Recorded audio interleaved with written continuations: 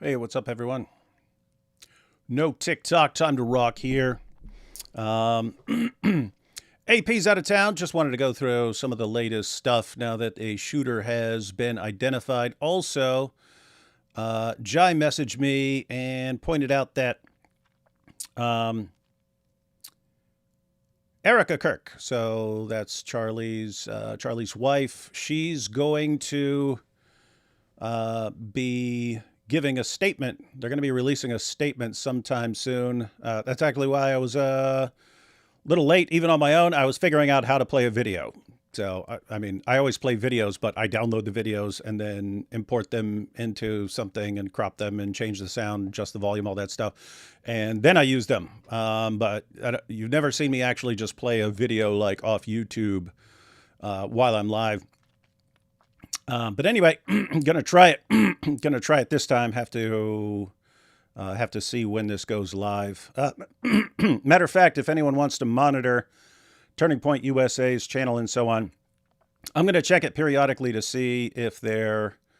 I don't see they've set up a live stream or anything. Let me check real quick. So. Oh wait, hang on.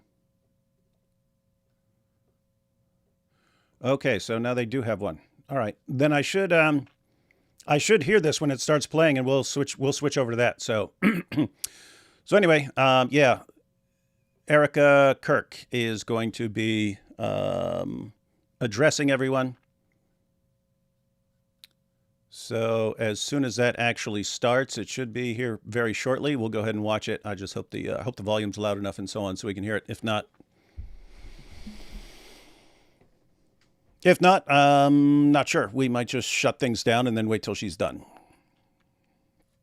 But we'll see what happens. No, AP is not coming. AP is in the UK right now, and it is. Well, I was going to say he's probably asleep, but he's probably not asleep. But I'm not going to bother him. He's probably doing. He had a lot of stuff set up, interviews and all that stuff going on over there. So not going to bother AP. We are going to check some stuff out. We're going to check some stuff out here. So we've got, everyone is familiar with the shooting already. Let me go back a couple of days. We already played a couple of clips of what happened at the actual event. So this is beforehand at the event. So this is when they're getting ready.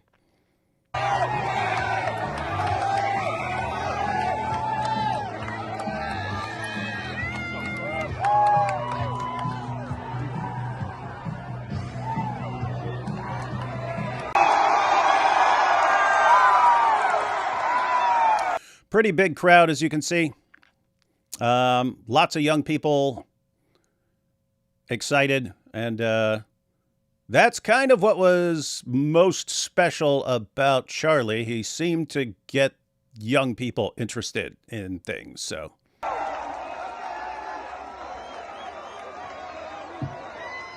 That's a lot of people, you tell you what.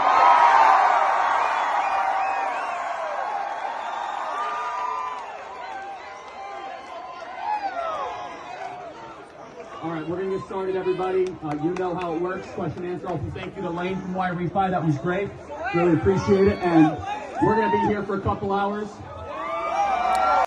And guys, this was just moments before he was shot. Get comfortable. Bring the best libs that Utah has to offer.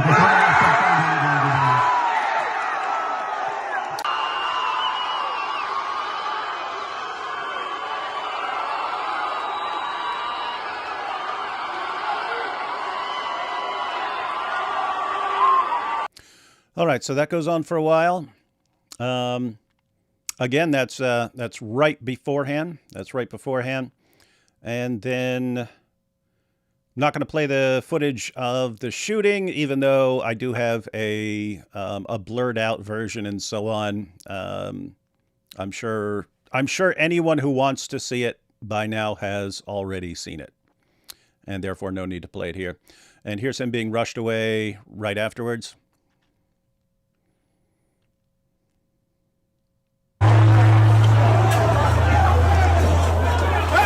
Stop, folks! Stop! Back up! Easy! Amy! Go!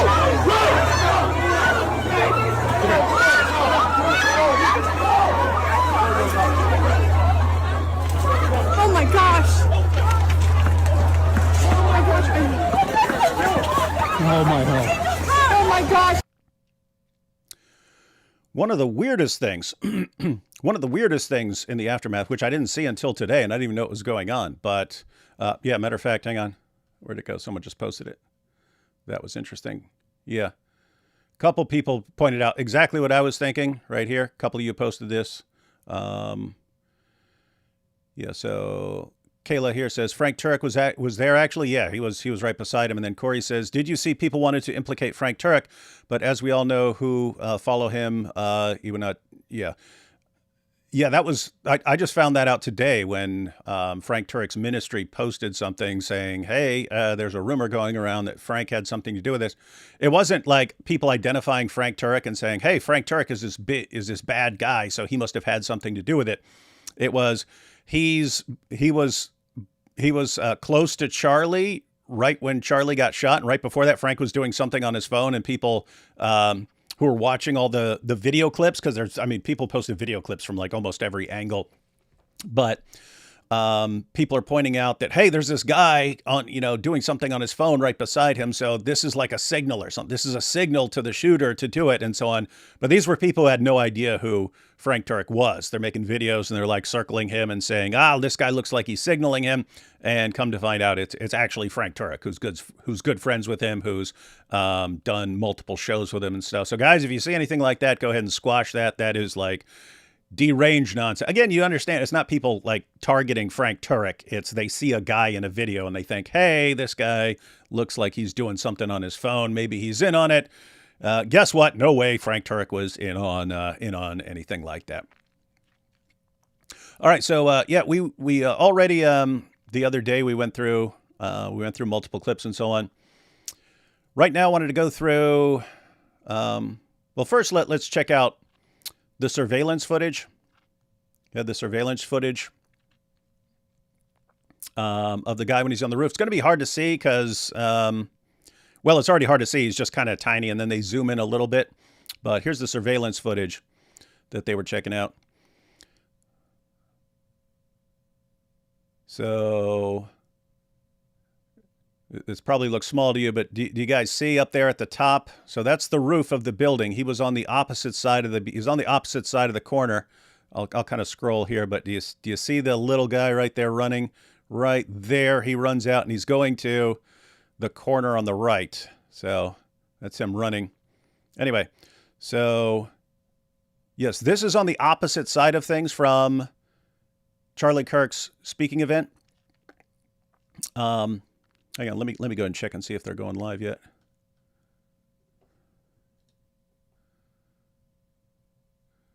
Nope, don't see anything. All right. Again, if you're just jumping in, they are going to release a statement from Charlie Kirk's wife, and we're going to switch to that once it's starting. So anyway, you've got this this video footage, and you see him. You can see him way off in the distance on the left running, and then he runs behind, and then you see him running there, and then they kind of zoom in here, and you see him. He just jumps off the building. I mean, he kind of hangs off the edge, but he just jumps off. But here he goes. So again, kind of small. But hanging off the edge there, jumps to the ground.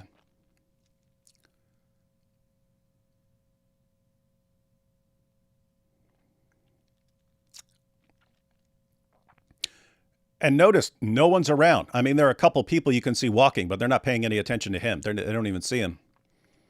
And so he jumps off there. No one sees him. Everything that's going on is on the opposite side of the building. Opposite side of the building, everyone's running and screaming right now.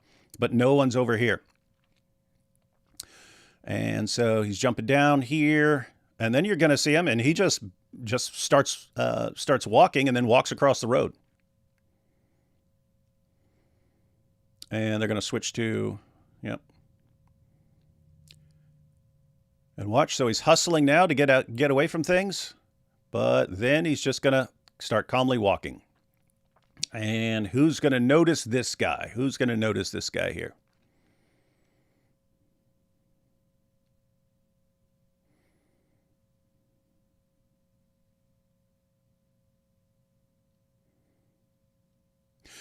So that was, it was basically a matter of time. We talked about this last night on a different channel over on Eric's channel, Your Brother in Christ. But obviously well planned because he was able to, he knew where he was going to do it. He knew how to get up there. He knew how to get away without being seen. So obviously well planned, but there are too many, let me put it this way. We were talking about this last night. Anyone who's committed crimes before, breaking and entering, any of that stuff, you know, you almost always case the place out ahead of time. You don't just randomly show up to a place and break in. You check it out ahead of time. You visit the place around the time you're going to do something on other days earlier to familiarize yourself with it, make your plan, and so on. So they wouldn't just be looking at video footage surveillance footage from that day right after the attack. They would be looking at all the video footage from days prior to this, because you know a guy, if he had a plan like this together, he was visiting this place beforehand. And so last night we kind of put together our own, just based on the limited information we have, what we were expecting. And you had lots of people saying, oh my goodness, he made the shot from that far. This must be a professional sniper, a professional assassin, a professional hitman. So he must have been hired and paid by a government. The people saying that have just never used rifles. There was a couple gun guys. I shot guns when I was a kid and stuff like that. I'm not allowed anymore, but, had two gun guys on the show, like two guys who, have like gun range, gun ranch, all that stuff, use all sorts of firearms and stuff. And I was pointing out, I said, I remember from a kid that would not have been a terribly difficult shot with a decent rifle. And because I've seen the estimates, some people were saying 400 feet, some people were saying 200 yards, but I was saying 200 yards is not a hard shot with a 30-06 with a scope on it. And I said, am I right? And Eric, he said, with a 30-06 with a scope in it, he would have no problem hitting a bullseye at 700 yards, let alone 200. With that said, you do have to have some rifle experience, because you're not just going to not know how to shoot a rifle and show up and do this sort of thing, right? You had to have some background. So I said I would have guessed he just grew up like hunting, going on hunting trips or something like this, being in a family where they hunted and had rifles and stuff, or possibly military experience. But given that it was on a college campus and the person knew the campus, I also guessed that it would be a student or a former student, someone who's familiar with the campus, knew his way around. So there, you're not even thinking military at that point. You're thinking student or recent student with some sort of background with rifles and hunting and so on. And turned out that was actually correct. He's not a student there now. He was a student there a few years ago, I think in 2021 or something like that. He was a student there. And comes from a family where they shoot rifles. There are lots of pictures circulating of him. They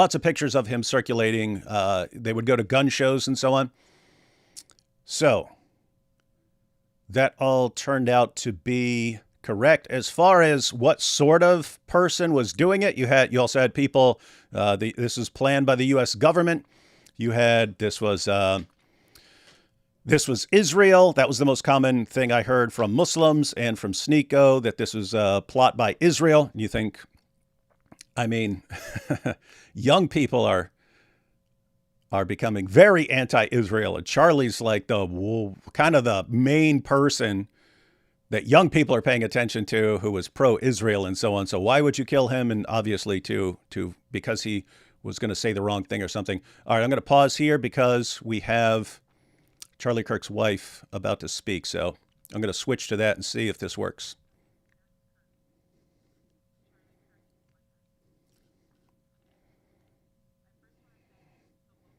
State and federal law enforcement who worked tirelessly to capture my husband's assassin so that he can be brought to justice. I want to thank the first responders who struggled heroically to save Charles's life, and the police who acted bravely to make sure that there were no other victims on that terrible afternoon. I want to thank the officers who have protected our Turning Point USA family these past 2 days.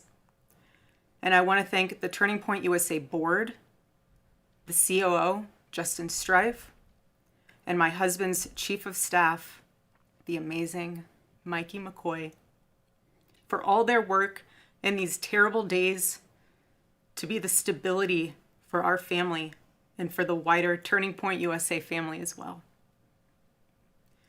My heart is with every one of my husband's employees who lost a friend and a mentor. I want to thank the staffers of his amazing Charlie Kirk show, who helped him broadcast from this studio, this chair. Every day he loved it. He loved what he did. I want to thank the millions of people who have shown their love for Charlie here in Phoenix, across America, and worldwide.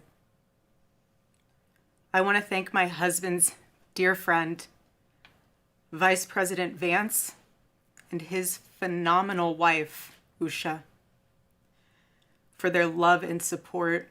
You guys honored my husband so well, bringing him home. Both are tremendous. I want to thank President Trump and his incredible family for the same. Mr. President, my husband loved you. And he knew that you loved him too. He did. Your friendship was amazing. You supported him so well, as did he for you. 2 days ago, my husband, Charlie, went to see the face of his Savior and his God. Charlie always said that when he was gone, he wanted to be remembered for his courage and for his faith. And one of the final conversations that he had on this earth, my husband witnessed for his Lord and Savior, Jesus Christ. Now and for all eternity, he will stand at his Savior's side, wearing the glorious crown of a martyr. Charlie loved life. He loved his life. He loved America. He loved nature, which helped him always bring him closer to God. He loved the Chicago Cubs. And my goodness, did he love the Oregon Ducks. Want me to say go Ducks, so I have to since they play on Saturday. So go Ducks. But most of all, Charlie loved his children. And he loved me with all of his heart. And I knew that. Every day I knew that. He made sure I knew that every day. Every day he would ask me, how can I serve you better? How can I be a better husband? How can I be a better father? Every day. Every day. Such a good man. He still is a good man.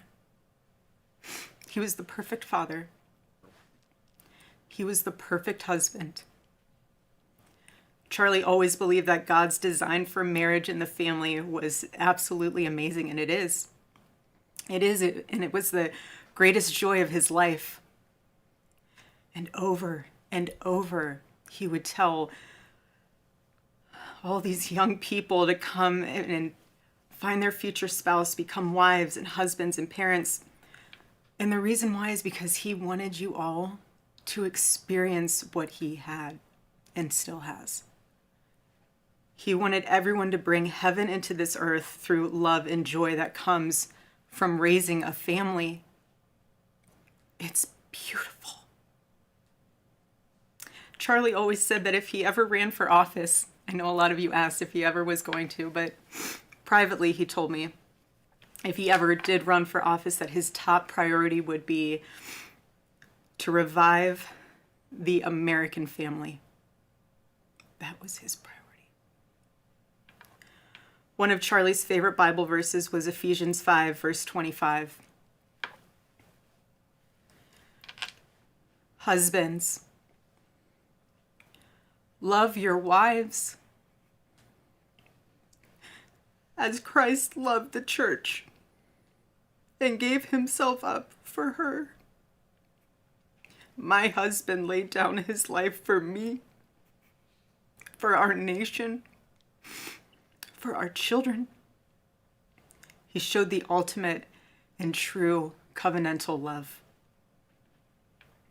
I will never, ever have the words to describe the loss that I feel in my heart. I honestly have no idea what any of this means. I know that God does, but I don't. But Charlie, baby, I know you do too. I know you do. So does our Lord. And our world is filled with evil. But our God, you guys, our God is so good. He's so incredibly good. And we know that for those who love God, all things work together for good, for those who are called according to his purpose. Already I have seen the worldwide outpouring of love for my husband. I've heard the testimonies from people my husband inspired to get married, to start families, to seek out a relationship with God. It's the most important one of all.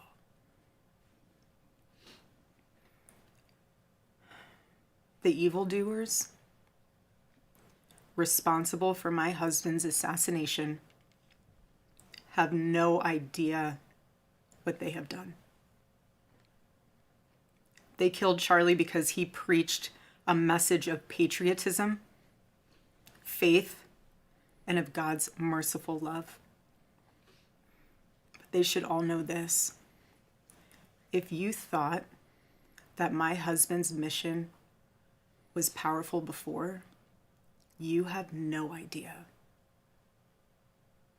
You have no idea what you just have unleashed across this entire country. In this world, you have no idea.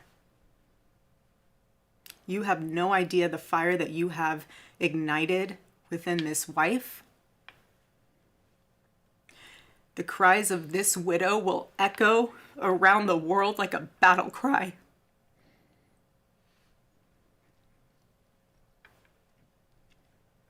To everyone listening tonight across America, the movement my husband built will not die.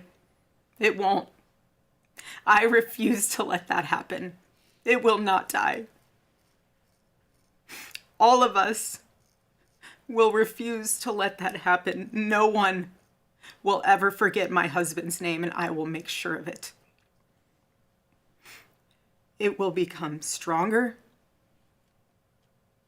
bolder, louder, and greater than ever. My husband's mission will not end, not even for a moment. And one of Charlie's greatest talents was his ability, this phenomenal ability to choose great people to follow him. He could always find the ones who could handle any setback. And it's almost like he knew. He could see it in you. Even when you couldn't see it in yourself, he just knew. He knew you could handle it. You thought you only had 5% left, and he knew you had 15. He knew you were ready to go that extra mile even when you didn't. He always challenged people around him to work harder and to be better. He never gave up. And I love knowing that one of his mottos was never surrender. So I want to tell you that we'll never surrender. We never will. Ever. Ever. Our campus tour this fall will continue. There will be even more tours in the years to come. America Fest here in Phoenix this December will go on. It will be greater than ever. The radio and podcast show that he was so proud of will go on. And in a world filled with chaos, doubt, and uncertainty, my husband's voice will remain. And it will ring out louder and more clearly than ever. And his wisdom will endure. My favorite too, but my husband's favorite word in the English language was earn. He would call all of you to be people of action who earn the future America deserves. So to all of the young people who felt inspired by my husband's faith and hard work, all of you already know what Charlie would want you to do. You know. You know. If you're in high school or if you're in college, go find your local Turning Point USA chapter. Join it. Stay involved. He wants you to make a difference. And you can. You can. The movement's not going anywhere, and it will only grow stronger when you join it. If there isn't a chapter, you can't find one, then start one. There is no excuse. You can start one. And as my husband used to say in this room, every single day, if you want to get involved, the best way you can do that is going to tpusa.com. That's what he would say every day from this chair. Every single day. I watched his show every day, and he would always say, if you want to get involved, go to tpusa.com. If you're a pastor, join our movement at TPUSA Faith. And if you're a parent, I highly recommend that you come to America Fest in December. Sign up right now for that because we would love to see you. I would love to see you. Charlie would. He'll be there. He'll be there in spirit. Bring your kids, bring your family. But most important of all, if you aren't a member of a church, I beg you to join one. A Bible-believing church. Our battle is not simply a political one. Above all, it is spiritual. It is spiritual. The spiritual warfare is palpable.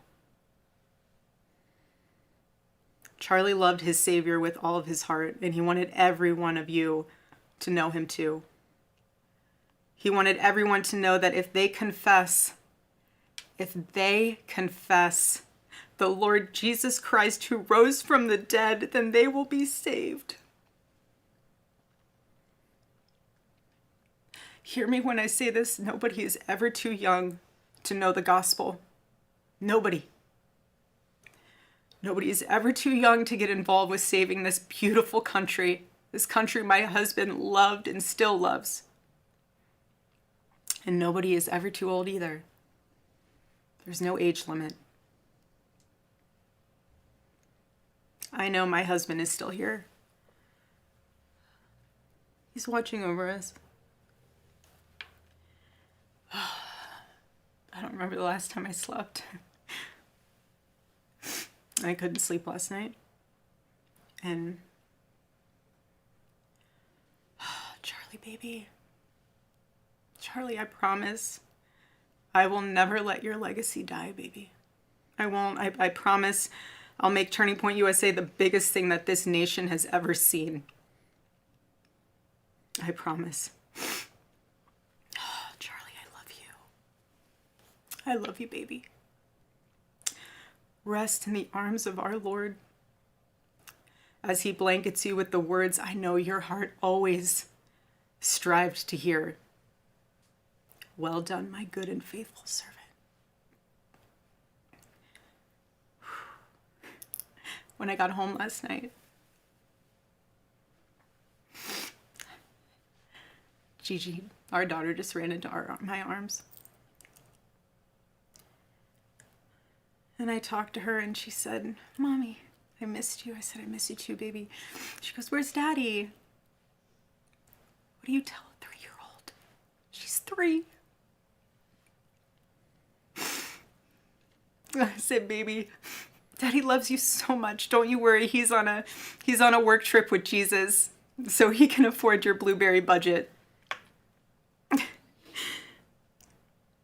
And my goodness, am I so humbled to witness, Charlie, you alongside Jesus right now, doing what you always want to do, baby. Making heaven crowded, right? That's what it's all about. Making heaven crowded. I can't wait to see you again one day. Thank you all again who love my husband, who supported him, who wrote him an email every single day during his radio show. He read all of them. All of them.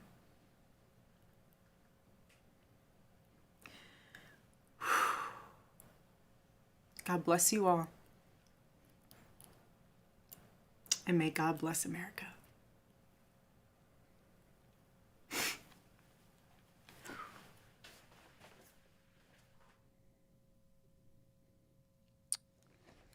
Wow.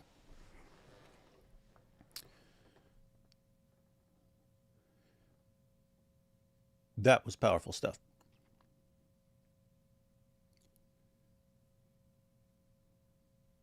Just clicking off here. Yeah, I was wondering about what you say to the daughter. I was assuming something similar. You don't tell her what happened. You say you say her dad's on a trip with Jesus. That's probably what I'd go with a 3-year-old. So anyway, guess she's reacting exactly the way you'd expect the wife of Charlie Kirk to react.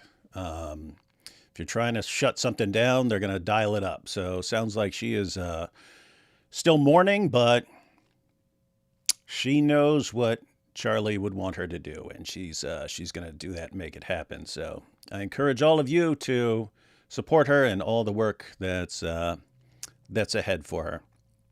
Awesome stuff. Awesome stuff. And wow, I didn't watch. I've only seen like a couple of Charlie Kirk clips where he was talking to someone from one of his little campus interviews or something like that. But yeah, seems like she was speaking from his office and he's not in the chair. So yeah, that's powerful stuff. Powerful stuff. Did you guys see the haters? We've had a couple mods. We've had a couple mods blocking the haters, saying some really, really nasty things. But I have to say, and this goes for everyone, and I'm sure a lot of you have seen the clips because been in a couple live streams where we're going through like the TikTok videos of people celebrating Charlie's death as if they've got some tremendous victory and so on. One, you just kind of turbocharged his movement. So I don't know what you're thinking. I don't know if you're thinking, aha, we took out Charlie Kirk. Now all that stuff is done. And then with all the celebrations afterward, like, you're kind of convincing people that you're evil, right? In other words, if people just thought, oh, you know, you're just on a different side of this, you're just on a different side of these issues and so on. Now people are thinking that you guys are complete evil. And when people conclude that you're not simply people with a different opinion that we should, discuss and debate or something like that, but that you're pure evil who want people dead and want to leave children without their father and so on. Yeah, you're changing minds. I don't think this is going to go the way you thought it would. So anyway, just trying to scroll through comments. I see lots of people commenting on how beautiful she is and so on. I think she's like a former Miss Arizona or something like that. I think I saw that somewhere. Matter of fact, I'll just look real quick. I think she was a former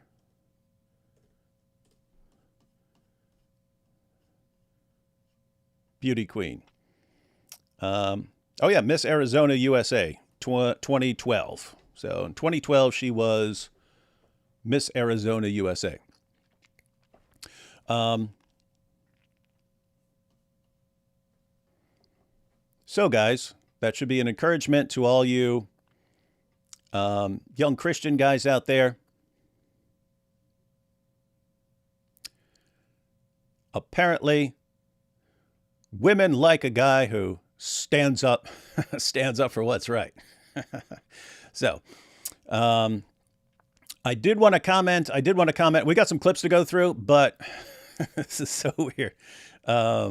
You still got the people going, oh, I think Israel may have been behind it because, you know, he was going more anti-Israel. He's always had criticisms of Israel, but he's always been very pro-Israel. But he'll call things out. He'll call things out when he thinks he needs to. But I just wanted to, I was going to play other stuff. But for those of you, and this was especially Muslims, but a lot of other people, I only had this clip ready just in case it came up, and then it started, looking at the comments, it came up instantly and over again. Charlie actually had advice for people who are going to blame Israel for anything. Now, keep in mind, guess what, guys? Jews are human beings, so sometimes Jews do bad stuff, right? Epstein was a Jew, right? That was bad stuff. They do seem like the one group where anytime any Jew does something, you blame the entire group, or you blame all of Israel or something like this.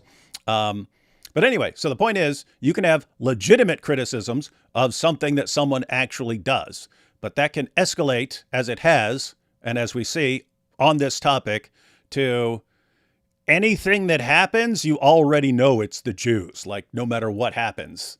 And Charlie actually responded to people like that, which is interesting because even some popular commentators are going to be blaming Jews for this. Let me put it that way, even after the information came out about the shooter and so on. So here's Charlie Kirk on blaming Jews for everything and whether this is good for you and for your mental health. Thank you for coming, Charlie. And I had a quick question about anti-Semitism online. Another question here they asked about Candace Owens, and you know, I'm a big fan of you. I was a big fan of her, but she's obviously been going down this anti-Semitic bent. And through her, I'm kind of finding out about these other characters online, like Nick, for instance. I'm sure you've heard of him. And these people, they've been active for a long time, and it seems like they've just been ignored, which is working, but now they're kind of surging in popularity. And as someone who I enjoy watching your debates, are they people you'd be willing to engage with and maybe shut them down in a way through a debate or something like that? So there's a Jewish guy. He's got a yarmulke on, and he's saying, hey, what about the online people, Nick Fuentes, Candace Owens? And if I recall, guys, tell me in the chat, because I don't remember where I saw this, but I know Charlie and Candace knew each other and were friends, but I think he helped her get started, right? Wasn't it Charlie Kirk and Dennis Prager and so on? Am I right about that?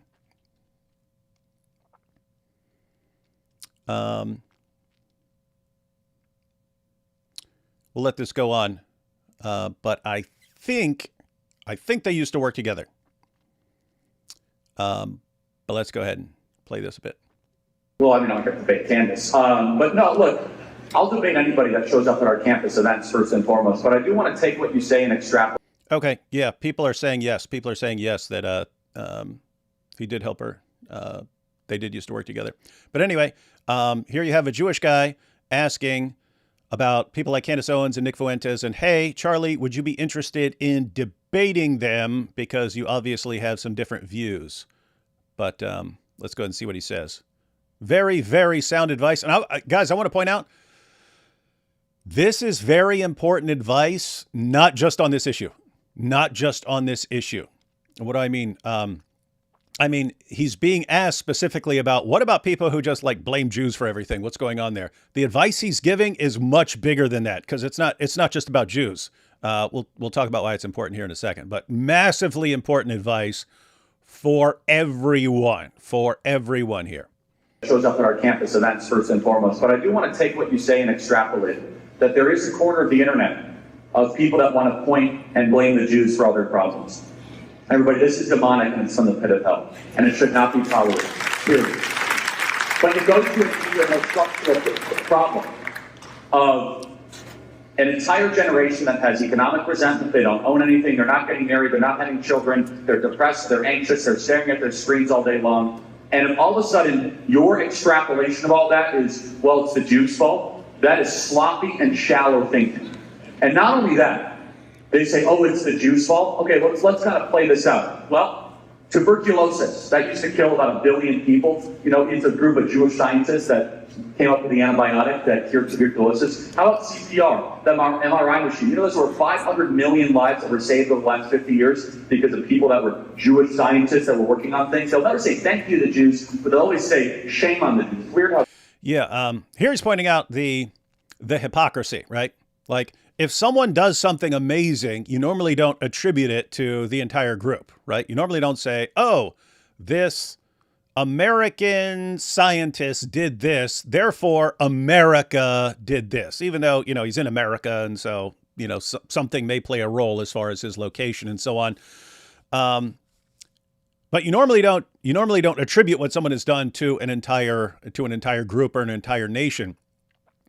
You don't usually do that in the negative sense either. When someone does something bad, you don't normally attribute it to an entire group. But with Jews, you do. You just, and I've seen that over and over again. Look at this. You see the Jews. Look at that. You see the Jews. Again, he's about to go into some very important he's not using the terminology that I'm thinking of. He sounds like he knows it. He sounds like he's studied this before, and that's interesting. So anyway, here he's just pointing out the hypocrisy. If you're going to say, hey, look, Jew did something bad. You see Jews. Well, what about Jews when they come up with some medical breakthrough? Why don't you say, you see Jews? You don't. Anyway. That works. And finally, they always blame the Jews for stuff. Jewish people are an ethnicity. So therefore, definitionally, you have people that are secular, orthodox, religious, that are all over the spectrum. You're trying to blame an entire ethnicity for a singular problem. Hold on, let's take a step back here.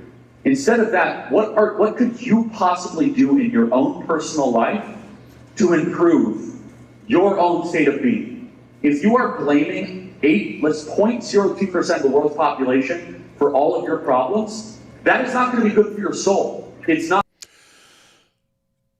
In psychological terms, what he's describing right here, when you blame someone else for your problems, it's called having an external locus of control.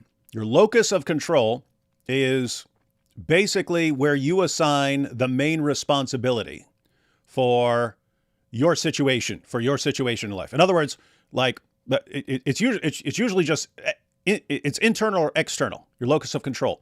In other words, if I asked you, as far as your life, how you're doing financially, how you're doing in your relationships, how happy you are, all these things. If I asked you all these questions, I said, what is primarily responsible for your situation in life? Where does the primary responsibility lie? If you say it's something external to you, you know, the system is rigged against you, the system is responsible, something like that, you have an external locus of control. You believe that things outside of yourself have such control over you that they basically decide what's going to happen in your life. If you have an internal locus of control, you believe that you're primarily responsible.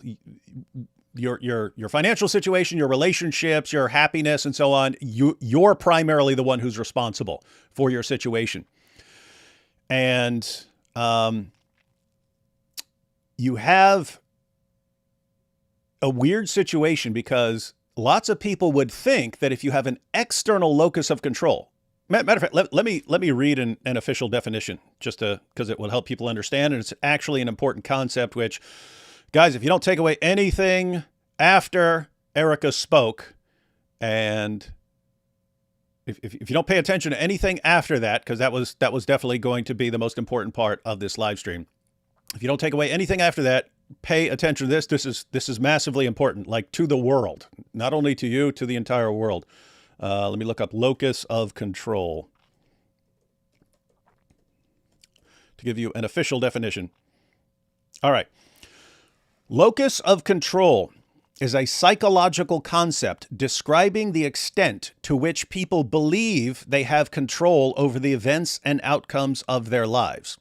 Individuals with an internal locus of control believe their actions and efforts determine their successes and failures. Got that? People with an internal locus of control believe their actions and efforts determine their successes and failures, while those with an external locus of control attribute outcomes to external forces like luck, fate, or other people. This concept exists on a spectrum, and a person's locus of control can influence their motivation, behavior, and overall well-being. So now you might think that having an external locus of control will help people feel better, because if they're not doing well or something like that, then, well, it's not your fault. It's not your fault. It's just these things are beyond your control. It's actually the opposite, because when you're convinced that things that are beyond your control are actually controlling every aspect of your life, it like paralyzes you. You're not motivated. If everything's rigged against you and you can't hope to win, how hard are you going to try, right? Whereas if you think, oh man, I'm not making enough money, I'm a total dirtbag, people don't like me because of the way I act and stuff like this. This is on me. Then you have motivation to actually act and change and strive to make things better, right? So anyway, it's a serious problem that so many people have an external locus of control. And this is an example of it, right? Something went wrong. The Jews, this went wrong. The Jews are controlling the entire world. Well, I mean, my goodness. Everything that goes wrong, and even in our nation, every nation, it doesn't matter. The Jews are controlling the entire system. That is a massive external locus of control. And it may help you feel better, like short term, to blame someone else for everything that you don't like in the world. But it's not psychologically healthy. He's saying it's just bad for your soul. He's saying this is destroying your soul. I wanted to point that out, because guys, you have entire systems that are keeping people convinced that everything is rigged against them, and therefore let me put it this way: manipulators, whether an individual manipulator or a system of manipulation, wants you to have an external locus of control. If you've got a boyfriend who manipulates his girlfriend, he wants his girlfriend to have an external locus of control, namely him. Like, her well-being in life depends on him, and she can't live without him. And when things are going well with him, then she's better off. A manipulator wants whoever he's manipulating to have an external locus of control, and he wants control over it, right?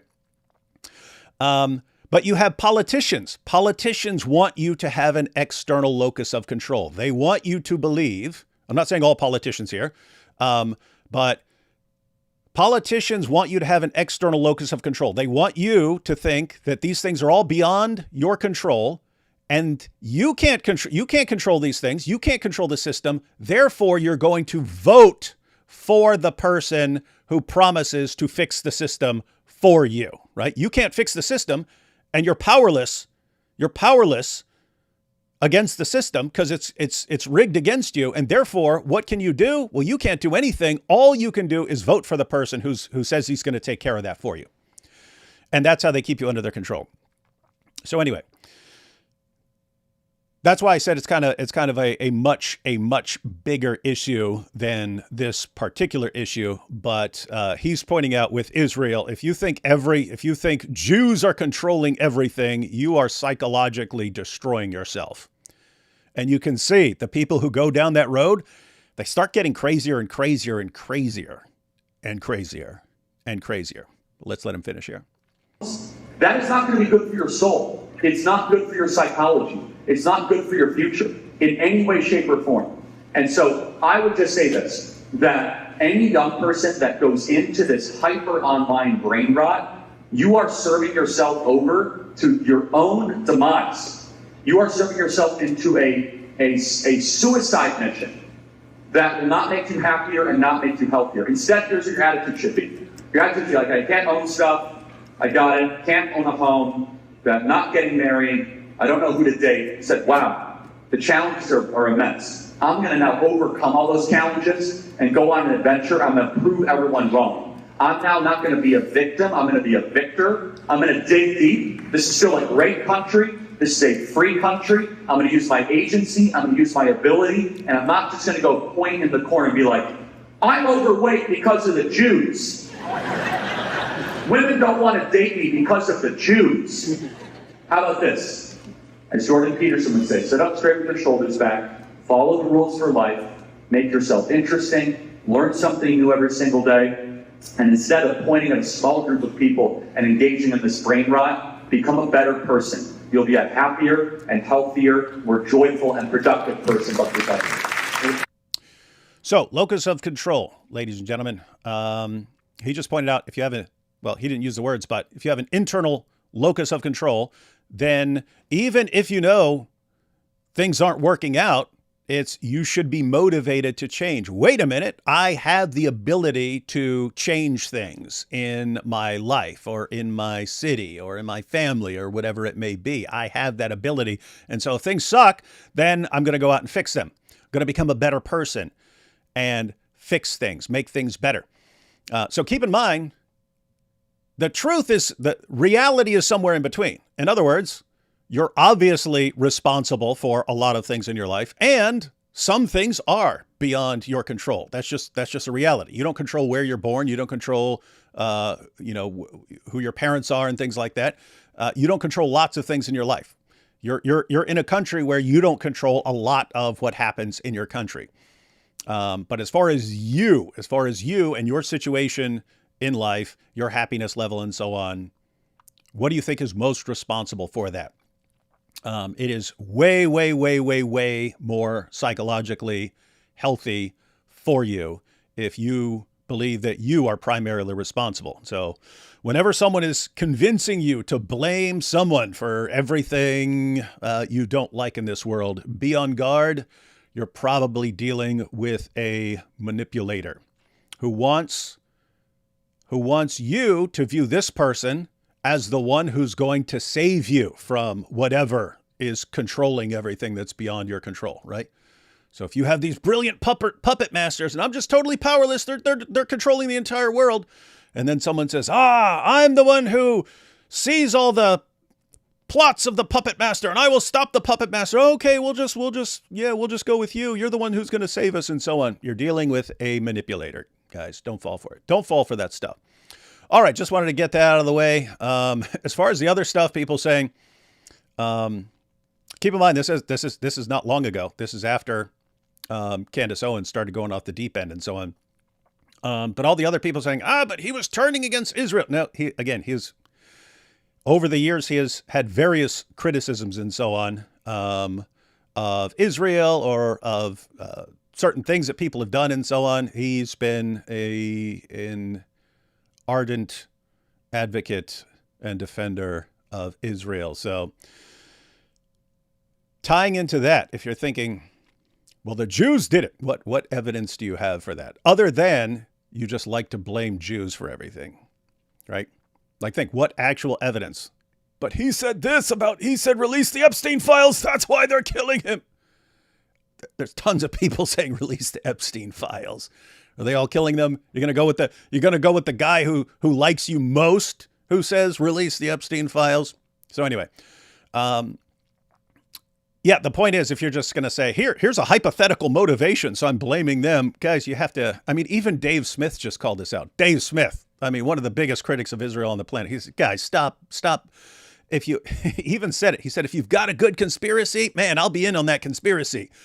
But you need to have some evidence. And here you just have none. You just have none. It's gotten to the point where you'll just speculate some possible motivation and just go right for it. Go all in. What do we actually know? What do we actually know about the shooter? Well, they're going to tell you. We're going to tell you. We're going to check out the press conference here.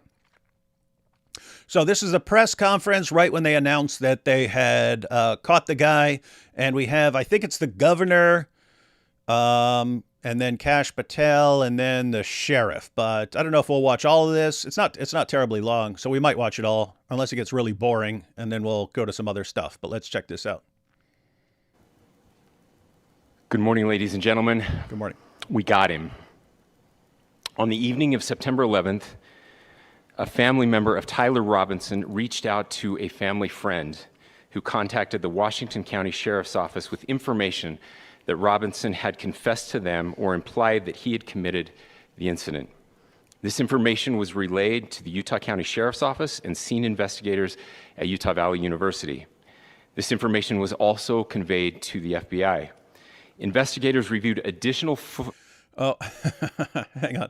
Let me find... Let me see. Here we go. Mr. Rohr says, it's the Mormons this time.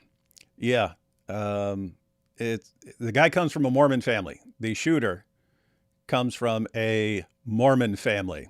So if you wanted to blame someone's religion, Mormons not known for, sniping people and so on. They're usually like, what are people's, you can have criticisms of Joseph Smith and stuff, but as far as like when you meet Mormons, it's usually they're knocking on your door to tell you about the Church of Jesus Christ of Latter-day Saints. And they're normally the nicest. They're normally super nice. They're normally the nicest people you'll meet that day.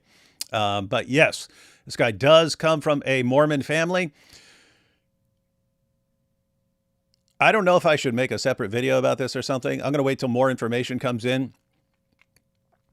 But I think I have an idea of what was going on in this guy's head. Just because I, too, became extremely violent when I was young. And I think based on some other stuff, people aren't putting this stuff together, but based on some of the other stuff, again, have to wait till more information comes in. I would only really know if I actually sat down and talked to the guy and asked him, is this what was going on in your head? And he would say, if he said, yeah, that was going on in my head, then I would know. But I'll tell you what I think. But let's go and watch some more of this. But yes, the Mormons did it this time. So blame all Mormons. You see, the Mormons are controlling it. Isn't that weird? Guy comes from a Mormon family. You see the Jews. It's weird. Not the Mormons, right? Video footage from UVU surveillance and identified Robinson arriving on UVU campus in a gray Dodge Challenger at approximately 8:29 a.m. on September 10th, in which he is observed on video in a plain maroon t-shirt, light-colored shorts, a black hat with a white logo, and light-colored shoes.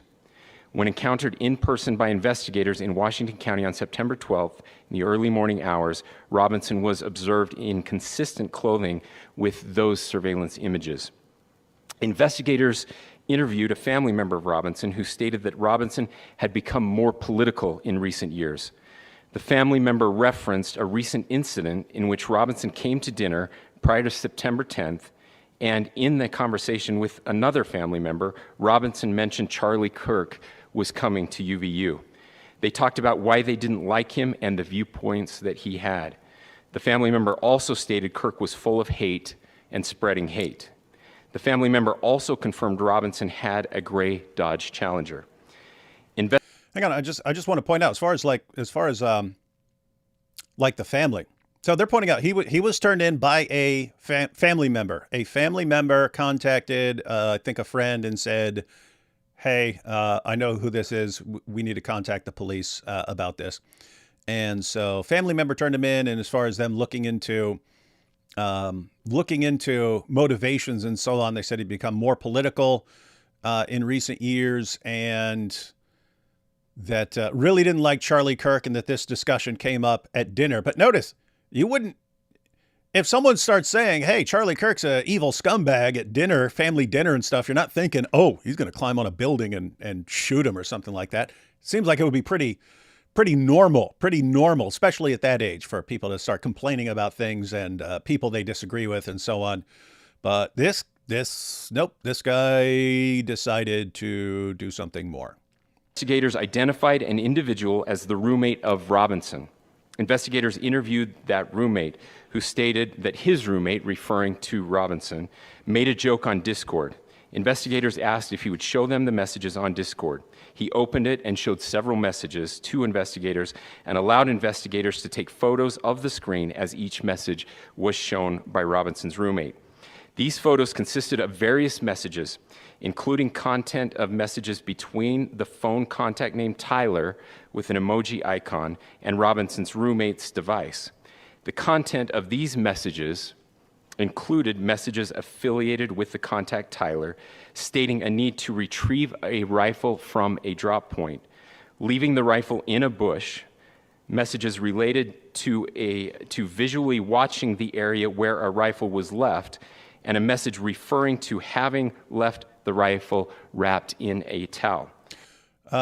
So, guys, remember, if you were here earlier, we watched the surveillance footage where he was on top of the building. He ran to the other side of the building, jumps off the building. He had the bag with him at that point, but he stashed things after that at some point.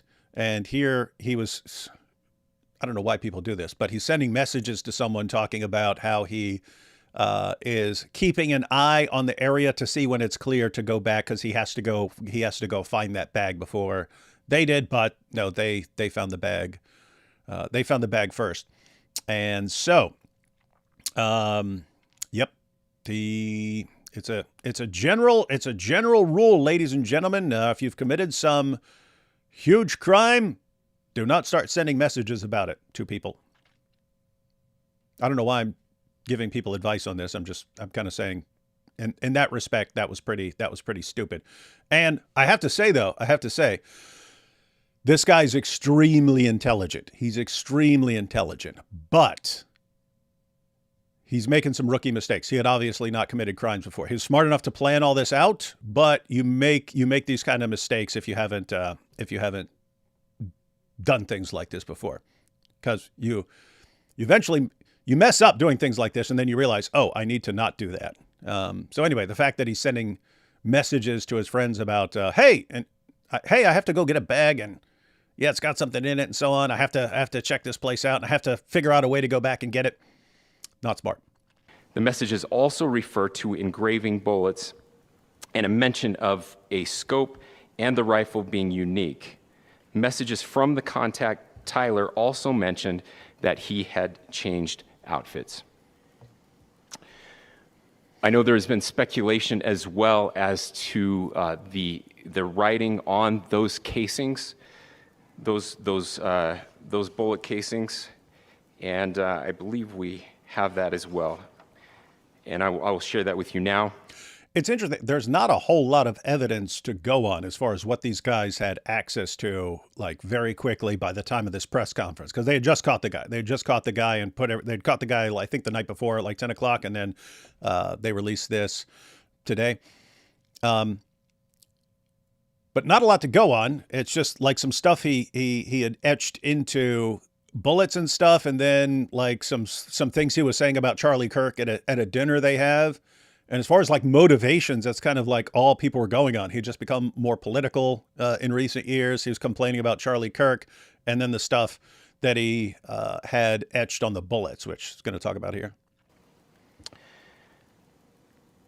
So the area north of Campus Drive Road where the suspect crossed over, you saw some of that in the video that we released last night, consists of a grassy area with trees on the edge of the UVU campus.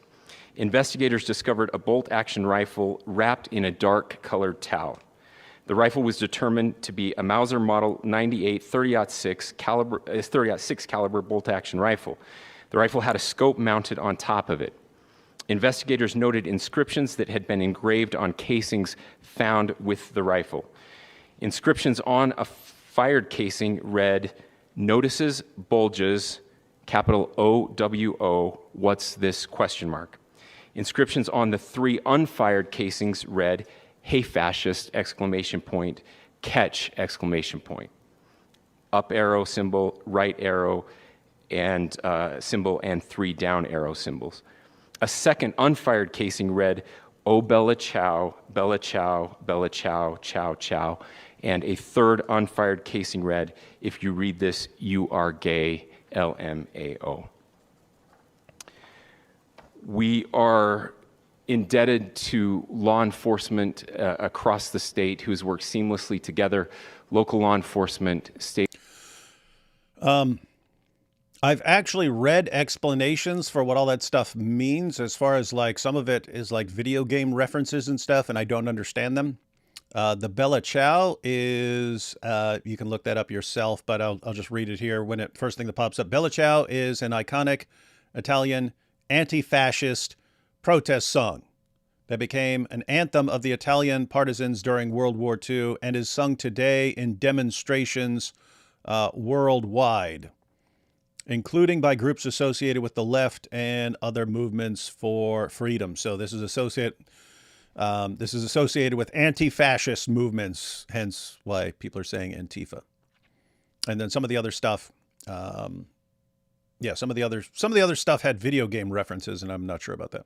Law enforcement and our federal partners with the Federal Bureau of Investigation. We're grateful for everyone who worked together in such a short amount of time to find this person and to bring justice. I want to thank the public who has been so engaged, reviewing. Hey, there's a few seconds. I think like a 10 or 15 second delay or something like that. Where'd that comment go? Where someone, hang on, where'd it go? Someone was explaining. I saw this too. I still didn't understand what that means. Okay. The Bulge, OWO, is furry community slogan. Furries are those people that dress up like stuffed animals or something like that.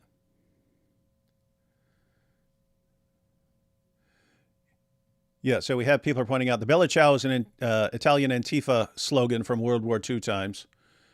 But on the furry thing, like what do you mean? Is there,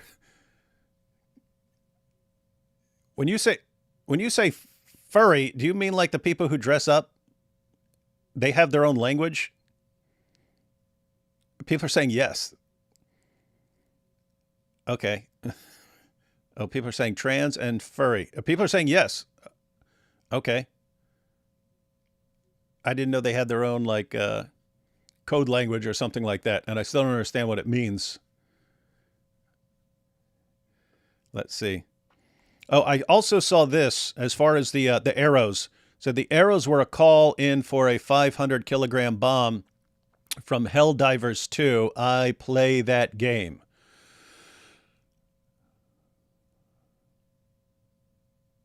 So video game code. So for if you're my age and you're playing like the original Nintendo back in the day, that would be like up, up, down, down, left, right, BA start for Contra. That gave you unlimited lives. It's weird how I can't remember like numbers now, but I still remember the codes from video games when I was a kid. On Ikari Warriors, it was ABBA. That's how you spawned again. And then in Mike Tyson's Punch-Out, the code to get directly to Tyson and to skip everyone else, I think was 007-373-5963. Someone can try that. Anyway, so apparently this is video game references.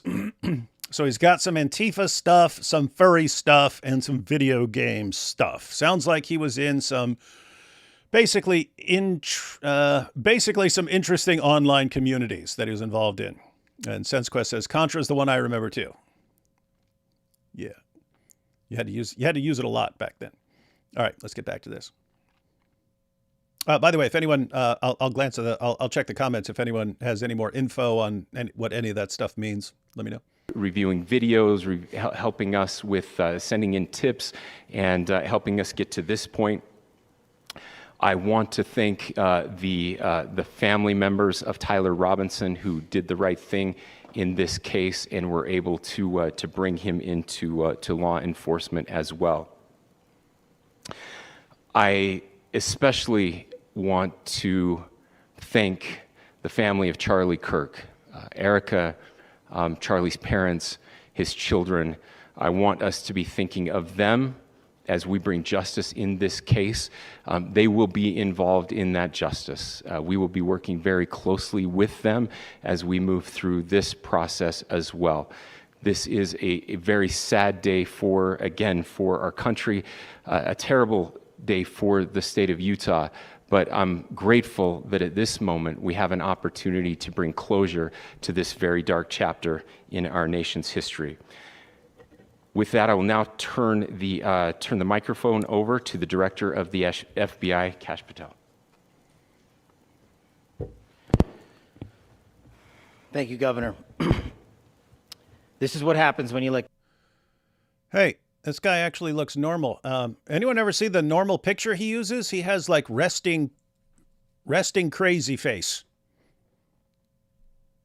Anyway, he looks normal. I don't know why he used a picture that, well, I guess you could if you're like in charge of something like, hey, I'm crazy, you know. Anyway. Thank you, Governor. This is what happens when you let good cops be cops. The FBI and our partners are proud to stand here today together to bring justice to the family of Charlie Kirk and honor his memory. I want to express my deep gratitude to President Trump, the Vice President, and the entire White House who have been so incredibly supportive with both resources and just personally to the FBI as a team. They had our backs the entire way, and I just want to express my gratitude for giving us the resources we need to operate in this space. I'm sorry for continuing to interrupt, but this is new stuff to me. Too Many Mary says, just catching up, OWO is a furry smiley. The W is supposed to represent a furry smile.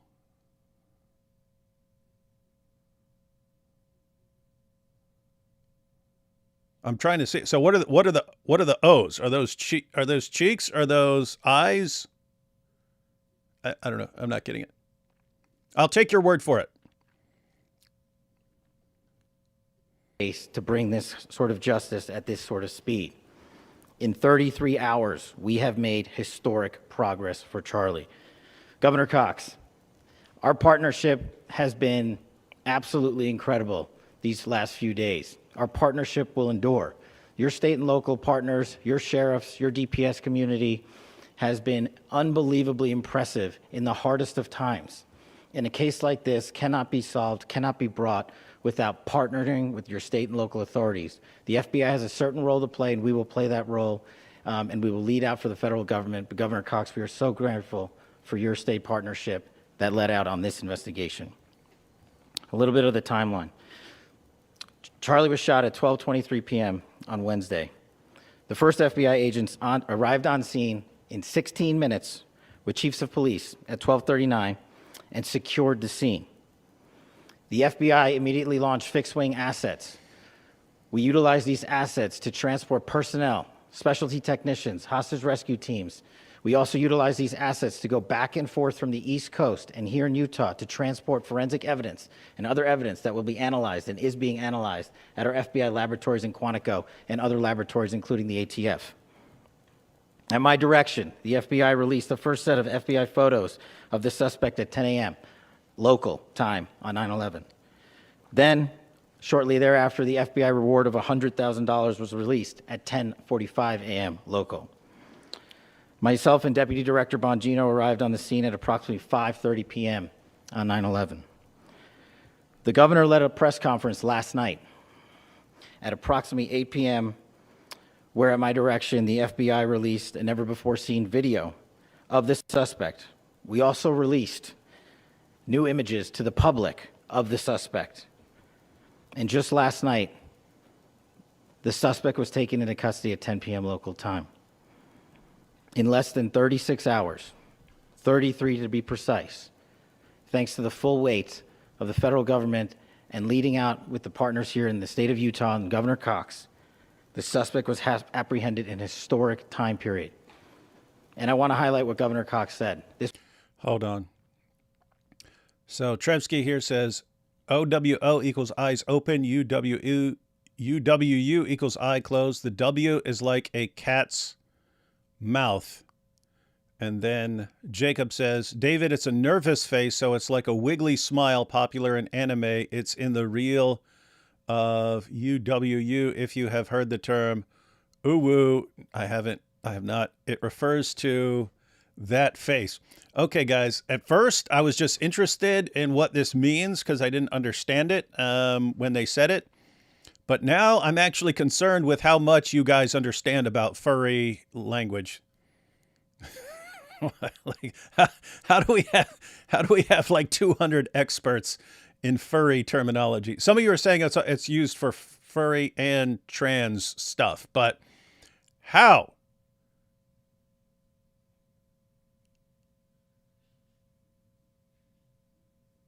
How do you guys know so much about this? This is unless you guys just looked it up. But you guys seem to know an awful lot. I'll just leave it there. Let me go on. Would not have been possible without you, the media, and you, the public. That's why we went so public, so fast, and we're so transparent, and we're committed to that transparency.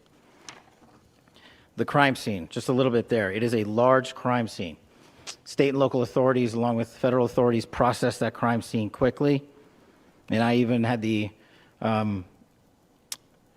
ability to walk through that crime scene and walk through the steps the suspect took to learn more about what was needed and what resources we needed to bear to create a full picture for the FBI and leadership back in Washington. Furthermore, thankfully to state and local partners, forensic evidence has been seized and continues to be garnered. Forensic evidence has already been evaluated at FBI laboratories in Quantico and state and local authorities here.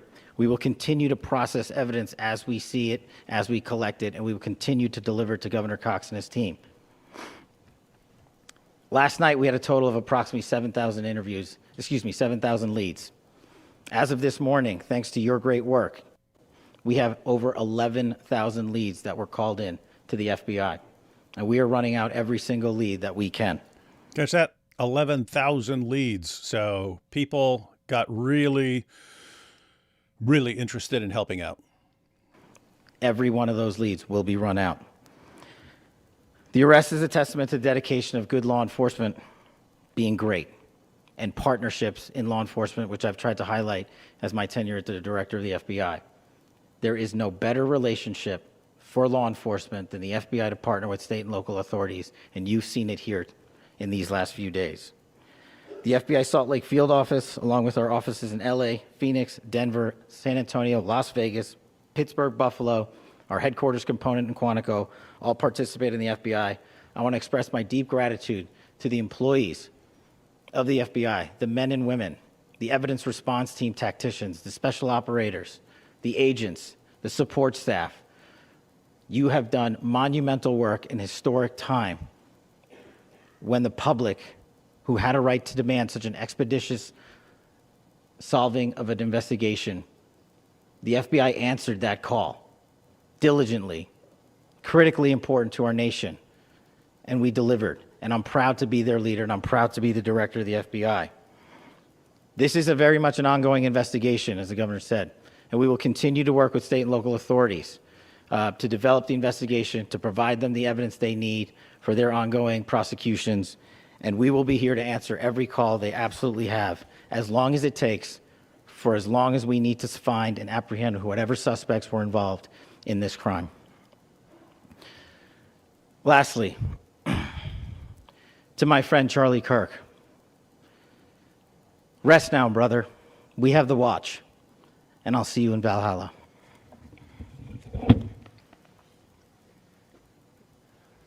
Valhalla. Hindus for Valhalla. All right, this guy speaks very briefly. I do like the hat. Thank you, and good morning. I would just like to take a few minutes as the sheriff to express my gratitude for everybody who has played a part in this investigation. As you know, it's been a vast, a complicated, and a very, very fast-paced investigation. You're looking at people standing up here who are running on, if they got an hour's sleep in the last couple of days, they're probably lucky. It has been very taxing. It has been so. I've seen multiple people involved commenting on how everyone basically worked round the clock. It's understood. It's especially understood with like kidnappings and stuff. You have a narrow window where someone could just be gone, right? Like you want to catch them as quickly as possible. You don't want to give them 3 days and not catch them, because 3 days they could be like totally gone somewhere. So you want to catch them as quickly as possible. And so, this guy just said if anyone got an hour's sleep, that was a lot for these past couple of days. Impressive. Speaking on behalf of the local law enforcement, to see the cooperation that we've seen in this type of case. Across the state, sheriffs, chiefs, our state partners have stepped up and have come to the call on anything that we needed. Our county chiefs have been phenomenal. Our Utah County Attorney, Jeff Gray, who's standing up here with us, has been phenomenal in leading us through this investigation. I would like to thank the federal government for their resources, their assets. Our local team here, our FBI team, has been extraordinary in helping us work through this and bring this person to justice. Most of all, I would like to thank the public, and specifically, I would like to thank the public who turned to prayers and who turned to positiveness for us. I would like to thank them on behalf of the law enforcement community, because we needed those prayers. That's what we needed to get through this. We needed your support, and you gave it to us. We needed your patience, and you gave it to us. And I would like to thank you for the Kirk family, because that's what they need, is your support and your prayers, and that will get us through all of this. So thank you, everybody, for everybody that have stepped up. We've had such a phenomenal response to this. Thank you. So that was the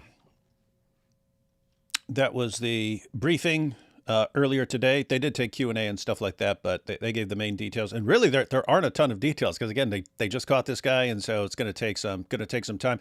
I guarantee you right now, what they're focusing on is, was anyone else involved, right? Like I remember, there was that he was a racist guy, I think in South Carolina years ago, but he went and shot up like teenager, white teenager went in and shot up a black church. And I remember people were complaining afterwards, or saying, hey, there are pictures of police getting McDonald's for this kid as they're having discussions with him and stuff. Why are they getting him McDonald's? Why are they treating him so well? And I'm just thinking, you guys have any clue what these guys are trying to trust me, if you're a police officer with that teenage kid who just shot up an entire church of people, you're not sincere, but you want to come across as that kid's best friend in the world. Why? Because you want to know if someone put him up to that.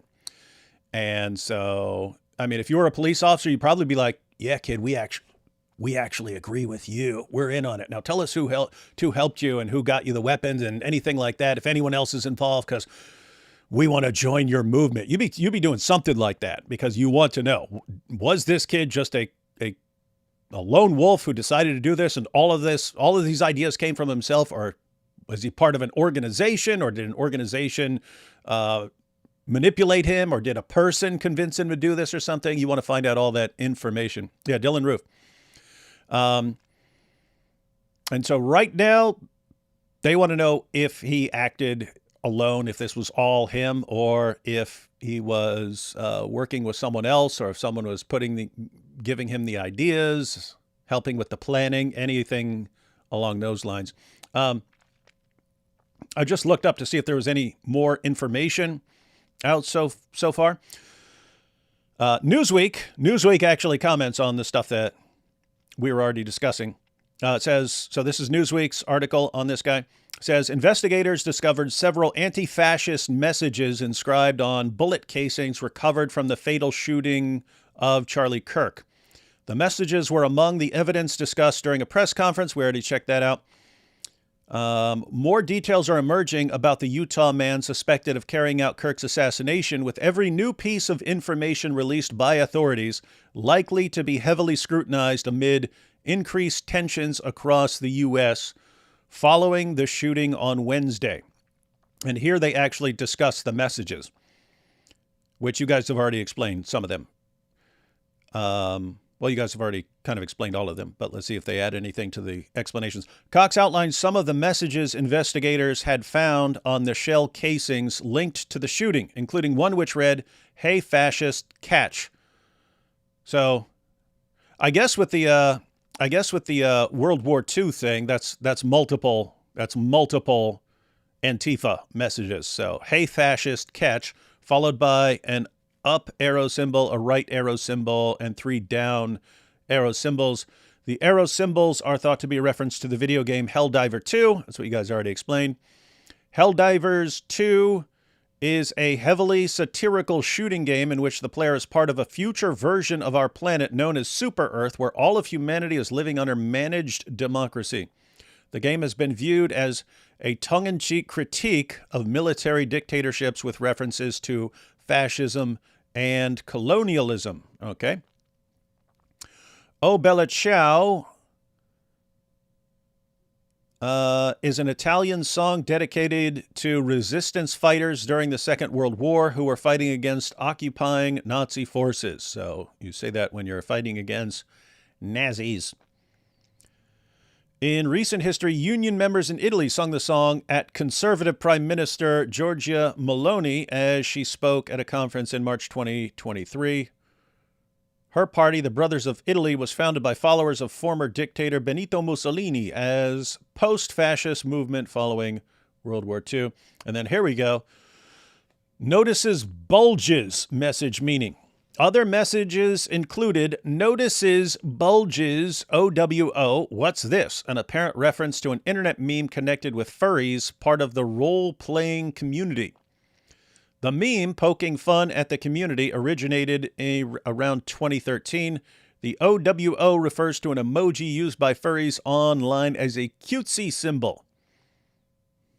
Another message on the casings read, "If you read this, you are gay." All right. So that says pretty much everything you guys were telling me.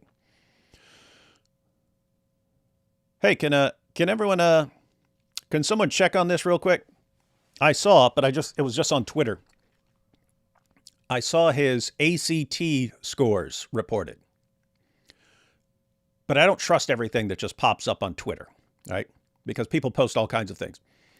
Like, it's an ongoing problem. I mean, the guy's named Tyler Robinson, right? That's a common name. And now everyone's pulling up anything that has the name Tyler Robinson in it as part of any group. You could pick any group right now you wanted. Any group that you want to blame as behind this, you can look up a Tyler Robinson as part of that group and then say, you see, we found Tyler Robinson listed as part of this group. This proves that it's this group. When you can probably find a Tyler Robinson as part of anything. But anyway, so I don't trust stuff, especially when it's just coming out. And we've seen people over and over again already posting stuff. I mean, Anonymous, like that hacker channel. They posted a totally photoshopped picture of him in a Trump shirt. And then people pointed out, showed, no, here's the original picture. And it was just him in like a red shirt. And so anyway, people do stuff like that right after these, and it spreads around real quick. But as far as his ACT scores, so that's like the alternate to the SAT, he was 99th percentile. So he was in the top percentile. And I saw that he was a straight A student, and Just Me posted he was an honor student that was given a $32,000 scholarship.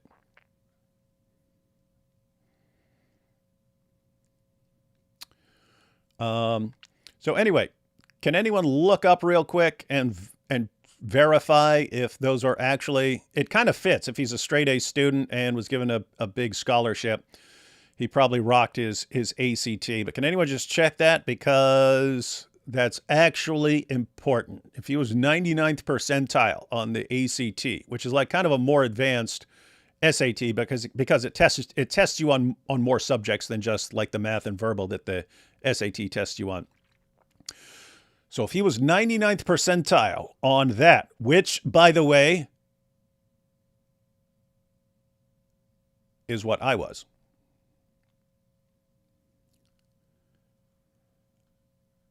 Let's see, hang on.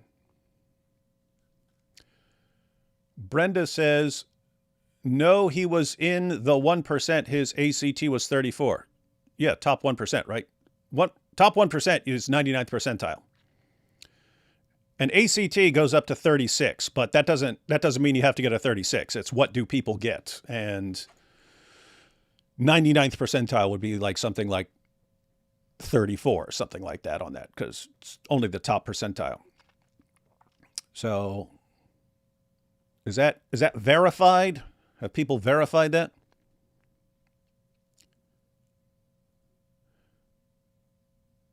What do you got? What are you guys saying his ACT was 2? What are you guys talking about? What is a 2 on the ACT? Oleg says, what's ACT, David? It's I forget what it stands for. Carol says the ACT is for people who could never do the SAT. No, it's some schools prefer one or the other. So, and some schools will accept one or the other. I think the ACT is actually better because it tests you on other subjects, again, other than just math and verbal. Yes, Steph S says 34 and top 1%. So 99th percentile. 99th percentile means you're in the top percent. Okay. Why is that relevant? Again, that's what I got. So I'm going to give you my theory because we do not have a lot to go on this guy. He's young. He got a scholarship to college. He was a straight A student. He was in the top 1 percentile on his ACT. Got a scholarship to college, started college, then left college after his first year and decided to go into some sort of electrician apprenticeship or something like that. He went to like a school to learn to become an electrician or something like that. And then he tries to murder. Well, he does murder. He decides to murder and decides to murder Charlie Kirk. So that's pretty much all we know. And he had some various slogans on the bullets. And he was... he had a discussion at dinner where he was saying he really didn't like Charlie Kirk. So as far as understanding this guy's thinking, again, I would have to actually talk to him, but this stuff might actually come out, if I had to guess, just because I'm also a person who went in a violent direction when I was younger. This guy comes from a Mormon family. And seemed like a nice family. All the pictures of them are all like nice family pictures. Nice Mormon family. They liked guns. They went to gun shows and stuff like that. I'm going to tell you about growing up and repeatedly being the smartest kid in class and always thinking, well, I'm even smarter than these teachers. They may know more, but they're stupid compared to me. Right? If this guy had an ego, because here's the thing, guys. If you're like the smartest kid, and you're always like the smartest kid in class, you start thinking, why am I listening to anyone else? I'm smarter than everyone else. If you always feel like you're the smartest person, you get this attitude over time. Why am I listening to anyone else? Why does anyone else get to tell me what to do? Who do they think they are? I'm smarter than all these people. And they're sitting here giving me all these rules. that I have to follow and telling me what to do and telling me what to think and telling me what to believe. And then someone like this gets to a certain age, which can be 15, 16, and so on, where that's where you start questioning everything you've been told. So when you're young, you just go with what your parents tell you and stuff. Then as you're getting older, it's like, wait, my parents just, wanted to check out my homework and they don't even understand this stuff. Wait a minute, I'm smarter than my parents. How am I smarter than I'm smarter than my parents and I'm 12 years old. What's going on here? So why am I listening to my parents? Why am I taking what they say seriously? Why am I taking Mormonism seriously? Why? We're Mormons, but why? Because my parents believed it? I'm way smarter than them. I'm the smartest kid around. I'm straight A's. I'm top percentile. I'm huge scholarship. I'm smarter than everyone. And the wheels start turning in your head and you just develop more and more contempt for the idea that any of these people get to tell you what to do. And I have to say, if you start college and it's just, why am I doing this? I'm going to go I'm going to go do a trade or something like this. But you're already a narcissist by that point. Like this guy maybe is just a complete narcissist. If he always felt like he was the smartest person around, he doesn't have to listen to anyone. What am I going to do? Am I going to become an electrician? Am I not meant for something far, far more important? Should I not be famous? Why am I going to go be an electrician? I'm the smartest person around. Why am I going to spend the rest of my life as an electrician? Why am I going to follow this pattern that we're all just supposed to follow, where we're born and then we play with little toys and then we spend years in school and then we spend a few years in college and then we go off and get a job and then we work 40 years and we get a family and then we get old and we die? Why am I going to follow that pattern? Oh, that's what everyone tells me I have to do. Why am I listening? Why would I listen to anyone else? Why? I'm the smartest one around. I'm the greatest thing there is. Why? Why do this? Why not just do whatever I want to do? And why not do something big and spectacular as I should be doing because I'm super important?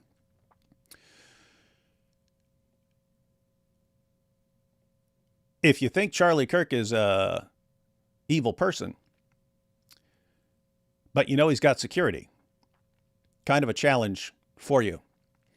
Am I the one who's actually smart enough to pull this off? If anyone can do it, I can do it. And therefore, good challenge for me. See if I can do this. And if I get caught, well, I'll be remembered for doing something spectacular. And if I don't get caught, my goodness, how smart am I? I'm legend status. So anyway, we know very little about this guy, but if I had to guess based on the little information that we have right now, I would guess something like that. He grew up, he was the smartest kid in all his classes. Things came easily for him, much more difficult for everyone else. He decides over time that he is superior to everyone, and yet he's expected to live according to the rules that everyone else has imposed upon him. He realizes, I'm about to be locked into a normal life. I don't want to be locked into a normal life. I don't want a normal life. I would rather do something else, and something big and spectacular that no one else can do. And so I think that's how you got this guy. But more information will come out. I'm just saying it now because that kind of makes sense to me. you got Isa here saying, man, you're making me glad I'm a dummy. Yeah, I mentioned this before, but Immanuel Kant said that the only thing that is good without qualification is a good will, meaning a will that is geared towards the good. Why? Because everything else can actually be bad if it's connected to a bad will. So you take something like intelligence. Well, intelligence is normally a good thing. It's a good thing to be smart. What if it's a evil person who wants to do evil things? What if it's a narcissist who also happens to be extremely intelligent? Well, that person's going to do some bad things and probably get away with doing a lot of bad things. And so intelligence can be bad. Money. You normally think money's it's good to have wealth. It's good to be able to, even if you want to just contribute to charity or something like that, provide for your family and so on, normally a good thing. What if it's an evil person who can use that money for really evil purposes and so on? So anyway, just wanted that out there because as more information comes out, maybe we'll learn more, but we'll see. We'll see if I'm right. Let's go ahead and check out another video clip here. This was after, well, this was released after trying to find out if this is, no, I think this is recorded before they caught the guy, but this is about Charlie Kirk. But Dave Rubin, who was friends with Charlie Kirk, had a discussion with Chunk Yogurt on Piers Morgan. So I haven't watched it. I got the clip, but let's see what's going on here.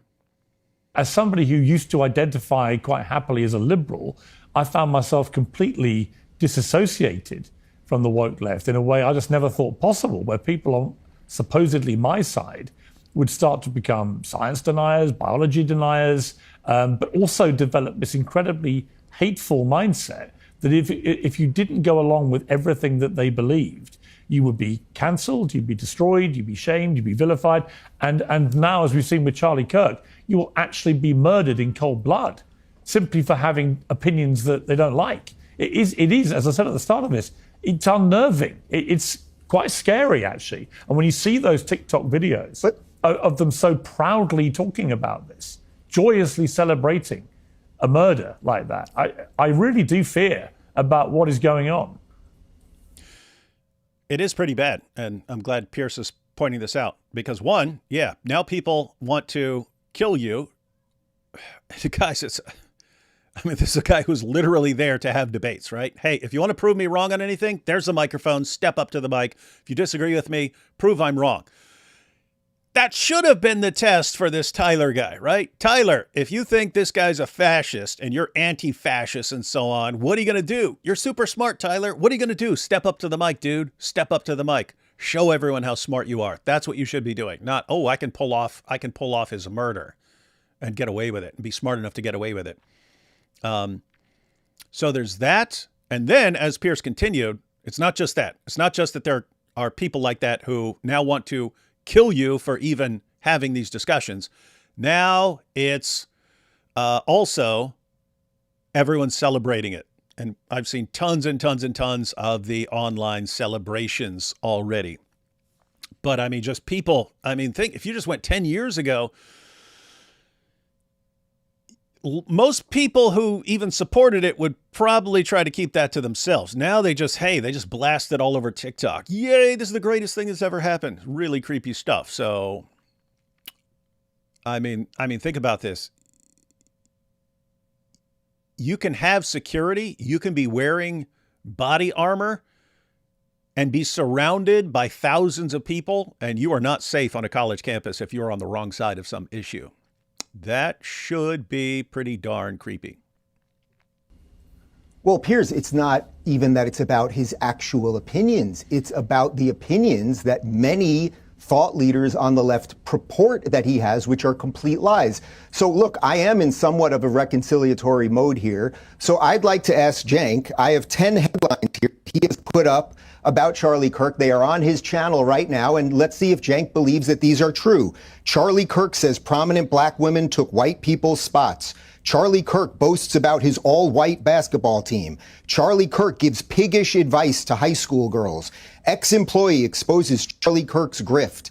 Charlie Kirk embarrasses himself. Charlie Kirk's brain melts explaining anti-vax conspiracy. Charlie Kirk rants about women in their 30s. Charlie Kirk has literally no clue how the real world works. Charlie Kirk gets triggered, declines appearance over pronouns. Charlie Kirk doubles down on women-hating backlash. I am telling you, Piers, Charlie Kirk was one of the best human beings I ever met. He did not have a bone of racism, misogyny, or anything else in his body. But liars lie, and they gin up otherwise good people. From the little bit we know about this shooter, he had a stable household, he was going to college, he was fine. We'll find out where he got radicalized. But please, please, let's not pretend we don't know where this stuff is coming from. And please, let's not pretend that this thing is going both ways, because it is absolutely not. I also have, well, you know what, Cenk? That was interesting. So he's pointing out how Charlie Kirk, he's saying, I know Charlie Kirk. I know Charlie Kirk. He's an awesome guy. He doesn't hate people. He's not a racist. What's he interested in? If you disagree with him, let's get together and have a discussion so we actually learn to communicate and not just hate each other. These all seem like good things. And then he went down a list of how, like, headlines about Charlie Kirk, everything is describing him as basically a misogynistic Nazi. Basically, that's how he's described by his critics. And that's just wild. So the idea there is this is how you radicalize some young guy. I did want to point out, because lots of people are saying he got radicalized in college and so on. Again, he only went 1 year to college before he went into some sort of apprenticeship as an electrician or something like that. It would be pretty surprising if someone got radicalized, politically radicalized, as an electrician apprentice or something like that. That would be kind of weird. And he spent 1 year in school. It's always possible. Anyway, it's just, we're going with probabilities here. So it's always possible he got radicalized his first year in college or before, or in the apprenticeship or something like that. All that is possible. I would guess he got radicalized online. I would guess he's just in some dangerous online communities and so on, talking back and forth. And then people are really, really, really hate Charlie Kirk at some point, and then he decides he can do something about it. Because it is absolutely not. I also have, well, you know what, Cenk, I'll ask you a question directly, actually. Do you think Charlie wanted to be martyred? Do you think Charlie wanted to be martyred? Do you think Charlie wanted to be killed? Yes or no? Of course not. What kind of asinine question is that? You don't? Because that's pretty interesting. Because here's a video of you, Cenk, talking when Charlie was at a breakfast. It allows for easy martyrdom for these guys, and they don't deserve it. But I do also want to point out, as they're in the middle of crying now, although Charlie was smiling ear to ear throughout the entire video, thinking, yes, I'm now the victim, and I'll get to claim that my rights have been infringed. Did you catch the beginning of that, Cenk? Listen, we'll do it again. No, I didn't, and that's totally out of, no, we're not going to do it again. Totally out of context. So there, sounds like Dave Rubin is saying, so he asked Chunk Yogurt, do you think he wanted to be martyred? Chunk Yogurt says, of course not. Who wants to be martyred? And then he plays a clip of Chunk Yogurt sometime in the past describing Charlie Kirk as someone who wants something to happen to him so he can be a victim. Let's see. Don't deserve it. You don't? Because that's pretty interesting. Because here's a video of you, Cenk, talking when Charlie was at a breakfast. Okay, this is Charlie Kirk at a breakfast, and Chunk is describing it and saying he was smiling ear to ear. Let's see. For easy martyrdom for these guys, and they easy martyrdom. You don't? Because that's pretty interesting. Because here's a video of you, Cenk. Sorry, I'm replaying it. Maybe you caught it. Maybe you caught it perfectly. I didn't catch everything, so I'm replaying this for myself. Talking when Charlie was at a breakfast. It allows for easy martyrdom for these guys, and they don't deserve it. But I do also want to point out, as they're in the middle of crying now, although Charlie was smiling ear to ear throughout the entire video, thinking, yes, I'm now the victim, and I'll get to claim that my rights have been infringed. Did you catch the beginning of that, Cenk? Oh, yeah, so, yeah, that's Chunk Yogurt. That's Chunk Yogurt. And Chunk is obviously, he started saying this is out of context or something like that. But Chunk Yogurt saying, see, these guys want to be martyrs. They want to be victims so they can point out and say how everyone is against them and so on. And basically saying Charlie wanted to be a martyr. Listen, we'll do it again. No, I didn't, and that's totally out of, no, we're not going to do it again. Totally out of context. I don't even know what the hell you're talking about. No, listen, brother. Are you trying to get harm on me? Second. Is that what you're trying to do, clown. you loser? Yeah. Jesus Christ. No. I'm trying to do conciliation, exactly what people like you look at the last two things of your last two guests said. Jesus, no, man. What they said was, yes, we should have reconciliation, but it is not without any contrition, right? It's not without a mea culpa. Charlie was accosted by Antifa at a breakfast in Philadelphia, and the video that I just played is... Oh, okay. So Charlie was attacked. I'm not familiar with this. I haven't been, again, I've seen some clips of Charlie Kirk over the, probably over the last year or something like that. Mainly paid a little more attention to him after he contacted AP and invited AP, and then I watched that interview and stuff like that.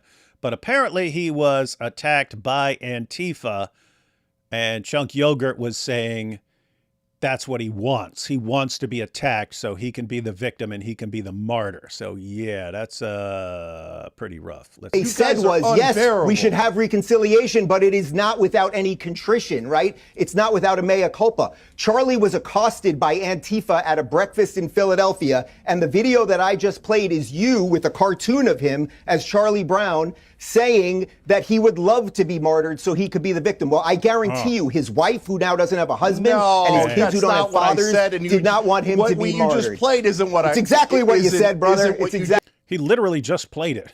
I mean, unless you want to say he did this AI. Anyone think Dave Rubin just made up that clip and ran Chunk Yogurt's voice through some AI generator to make him say that? He even showed which video it was from. Said it was. Let's do it again. No, it isn't. We just heard it. We just heard it. It's not. All right, so it's not. Okay, no, let's do it again. Cut this crap out. Come on. No, we'll do it again. Piers, can we talk about reality? This is something he's going back to like 10 years. Well, I think Cheng should be allowed to respond. What I said there. And they don't deserve it. It allows for easy martyrdom for these guys, and they don't deserve it. That was when Antifa was going after him at a breakfast in Philadelphia. Okay, so let's let Cheng respond to that. No, that was about words, you moron. Okay, Jesus Christ, man. All right, so now let's get to reality, okay? Shut up. There's a massive loss here on a human. Chunk Yogurt saying that was about words, but I mean, what were the words? You're saying basic.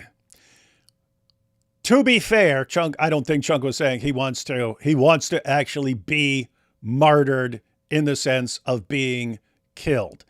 Sounds like he's saying he loves being attacked because that kind of just proves him right. That's what it sounds like he was saying. And when people attack him, he actually loves it. He wants to be attacked. He wants to be assaulted and so on, because this kind of proves that he's the good guy and other people are the bad guys and so on. And what happens when someone kills him? Well, you're the one saying he wants to be attacked. And so it just went a little farther than what he wanted, right? But now Chunk's denying it. Level of a very bright, successful young man who, like you said, he didn't smoke, he didn't take drugs, he wasn't a party guy. He was committed to his beliefs, and he was committed to, spreading the word of his beliefs, but also allowing people to debate with him about those beliefs. That's what a democratic society should be about. And yet here he is now, dead at 31, because somebody was incapable of listening to his beliefs without wanting to kill him. Yeah, Piers, look, this is a guy, I don't talk about it that often. I happen to be gay. It's not a big deal. I've been married for over 10 years. Aha. So hang on. He's friends. He was good friends with Charlie Kirk, and he's gay. So obviously, this bigot, Charlie Kirk, would absolutely despise Dave Rubin, right? Let's see. And I've sat with Charlie and my husband and his wife and talked about marriage and talk about the differences there and all of those things. And we talked it out. That's what Charlie was great at. I do have to say, though, on the political side of this, for where this conversation has got heated, it seems to me that everyone agrees that Donald Trump is not Hitler and his supporters are not Nazis. So with that in mind, I'd like to read some other headlines. These are video titles from Cenk's channel. And if in the spirit of reconciliation, maybe he wants to delete these things. Trump cuts anti-Nazi program. Trump spreading Nazi propaganda. Nazis encouraged by Trump's Charlottesville response. Trump defends Nazis, very fine people. That is the biggest hoax, political hoax ever. Trump retweets a neo-Nazi again. Trump disappoints neo-Nazi supporters. So these things don't come out of nowhere. Now, this is interesting. He's saying, hey, we all agree that, with Trump support, you're not really Nazis, right? We all agree on that. And yet he's talking about like the headlines and so on that are used to describe. And it's all, everything's a Nazi, everything's a Nazi, everything's a Nazi. Everyone you disagree with is a Nazi. Well, do you want to have discussions with Nazis, or do you understand they're so evil that you just want to crush and destroy them? I guess that's the point. If you want to end discussion, just label your opponent a Nazi, and then you don't have to prove them wrong because you've just shown that they're evil by labeling them a Nazi. I only blame one person at the end of the day for these murders, which is the crazy person who does the murders.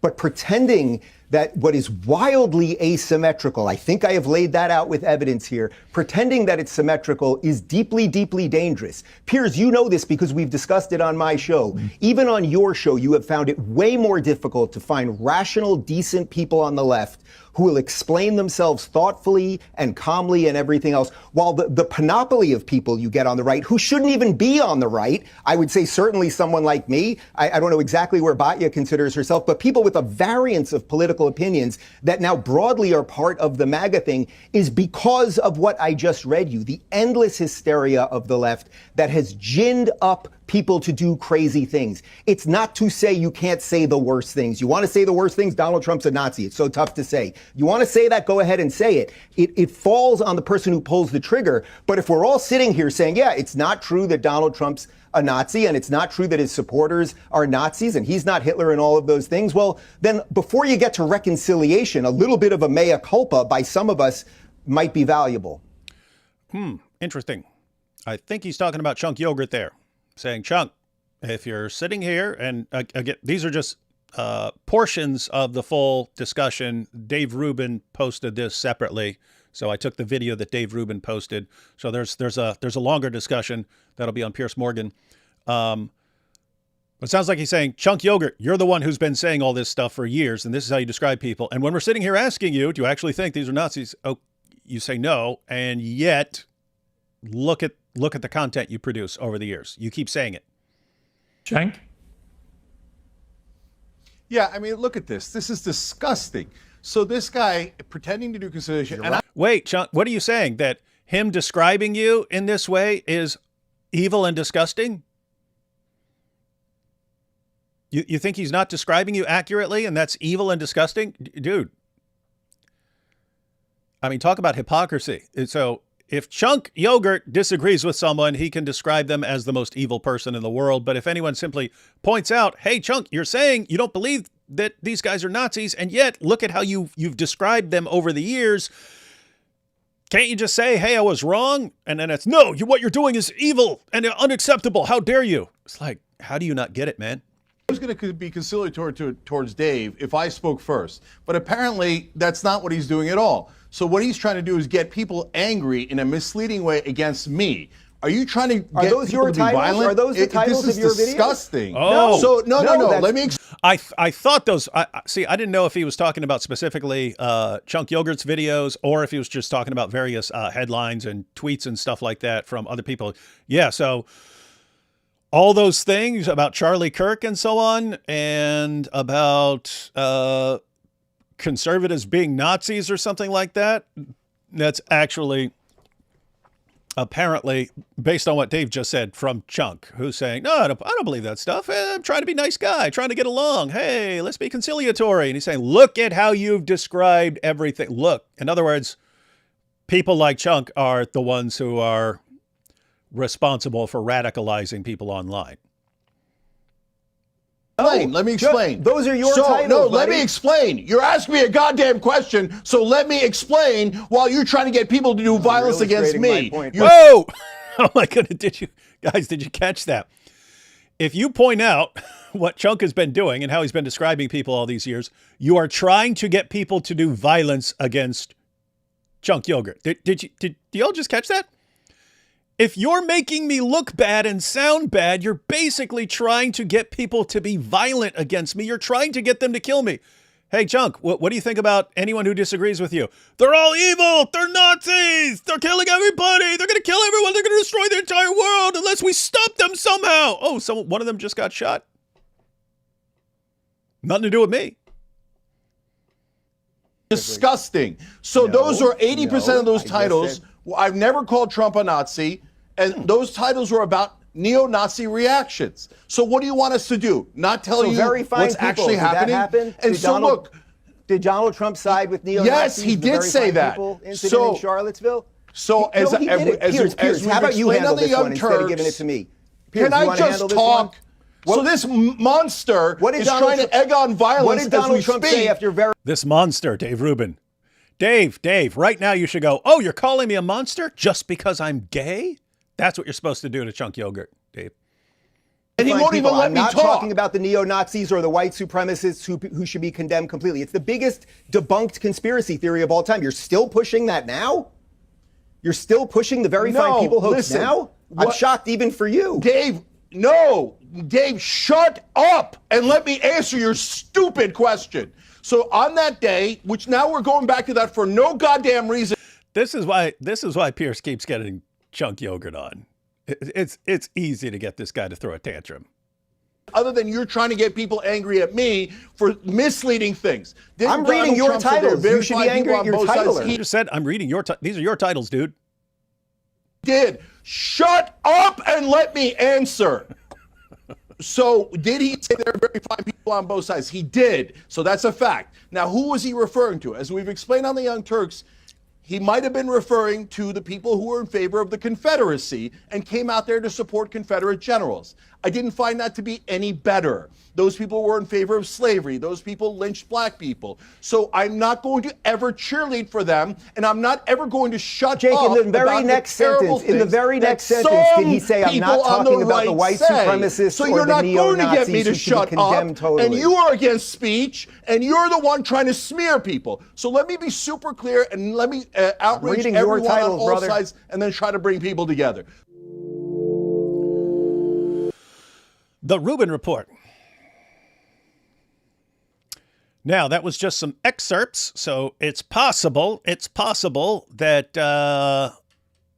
maybe Chunk came out with some powerful responses. I seriously doubt it. Looked like he was getting absolutely crushed there by a guy who is very intelligent, a great communicator, and is clearly pissed off that his friend was just murdered. Rough stuff. But anyway, you guys might want to check out the rest of that discussion. I'll probably check out the rest of that. Again, I didn't even know there was. I didn't see that they had a discussion on Piers Morgan Uncensored, but the discussion with Dave Rubin popped up, so I grabbed that. But yeah, looks like it was an interesting discussion, and they had other people. I think I saw Konstantin Kisin down on there as well, so I'm sure he had some. Konstantin's awesome, man. They've been doing some really cool stuff over on Trigonometry. So if you're not following Trigonometry, definitely want to check that out. Let's check out something else. This time from Young Bob. You guys remember Young Bob? Just want to point out, see, there's not just Turning Point in the US. There's Turning Point UK. And one of the awesome things that I don't know why more people can't figure this out, but somehow Charlie Kirk did. Charlie Kirk, for some reason, was able to get the attention of young people. And Young Bob is one of the youth ambassadors. If you're not familiar with Young Bob, we had him on a while back. But Young Bob, interesting, young guy, Christian, autistic, but really high-functioning autistic, and it actually helps him, right? He gets like laser focused on an issue, and no one can pull him off the issue and stuff like that. He's super smart. But yeah, he's the youth ambassador for Turning Point UK. Youth ambassador for Turning Point UK. So he's going around on college campuses and so on. And kind of sucks. He's already been kicked out of his home, even though I think he's 17. I'm guessing he found a place to stay or something like that. But yeah, as of the end of August, he was going to be homeless because he found some place he could stay until the end of August and so on.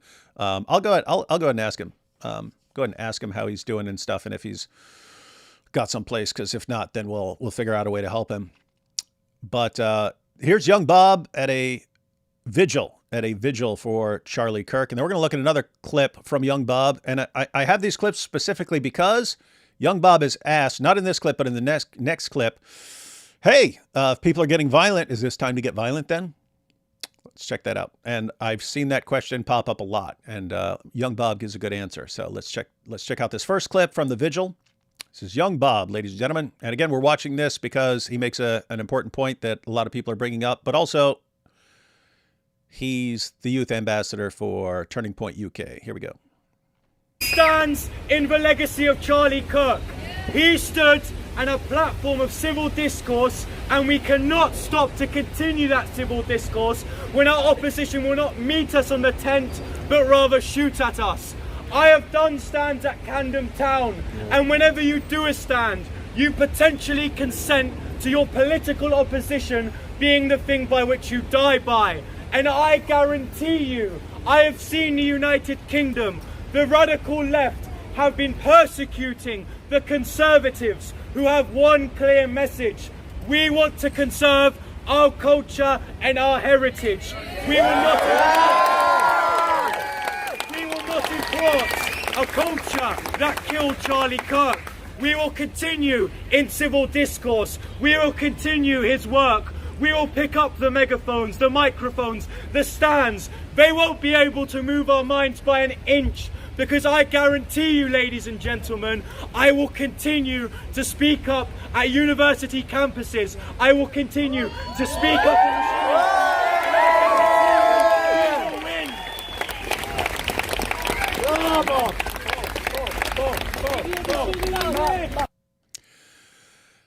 Gosh, man. Young Bob, man. Young Bob. 17. And totally unstoppable already. I bring that up because, guys, if you've got someone like young Bob who's an absolute just beast. I mean, guys, watch the videos of him at Speaker's Corner. The Dawa guys now, they just call the cops on him and say, he's harassing us, because they cannot debate him. He crushes them. And humiliates them. And you have any idea, if you've been a Dawa guy at Speaker's Corner debating for 25 years and some 17-year-old shows up and embarrasses you, do you have any idea how much they hate him? So we see what just happened to Charlie Kirk.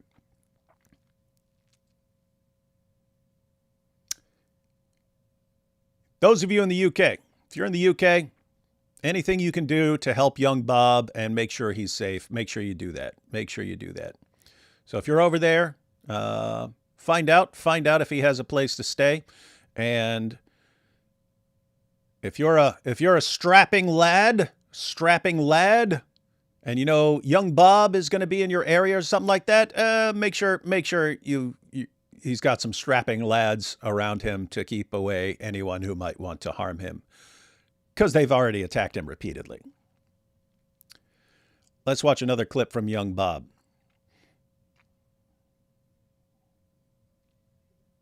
I'm here with young Bob, who is a youth ambassador for TP UK. We're at the Charlie Kirk vigil right now.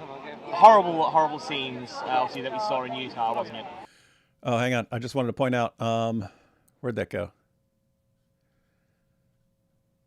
Oh, I lost the comment. Oh, here it goes. Forest Dweller says, I used to think young Bob was Bob the Builder's son. Yeah, lots of people think that just because it was a name. I asked him about it, and I thought it was just, I thought people started calling him that because he like followed in Bob's footsteps, but he said it started off as like a like a racial thing, like hey, here's another white guy at Speaker's Corner crushing the Muslims. So they started mocking him by saying, "Oh, it's young Bob. Oh, look, it's young Bob." But the name actually stuck. And so he just rolled with young Bob. Anyway, let me back this up just to catch the question.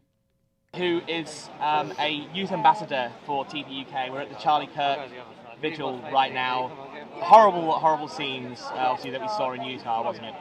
Yeah, so it's just the inhumanity. We have a generation of people that are prone to watching beheading videos online.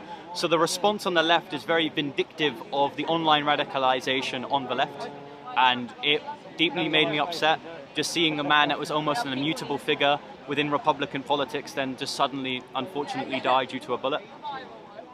Do you think this feels to me and to other people like there may have been a sea change in that someone who was not an elected politician, someone who in many ways was quite moderate in the way he tackled politics, he believed in debate, and because of believing in debate, he lost his life and now been martyred. Do you think that there is perhaps now a potentially dangerous shift that we may have to fight back against towards normalizations of political violence? Did you catch the question?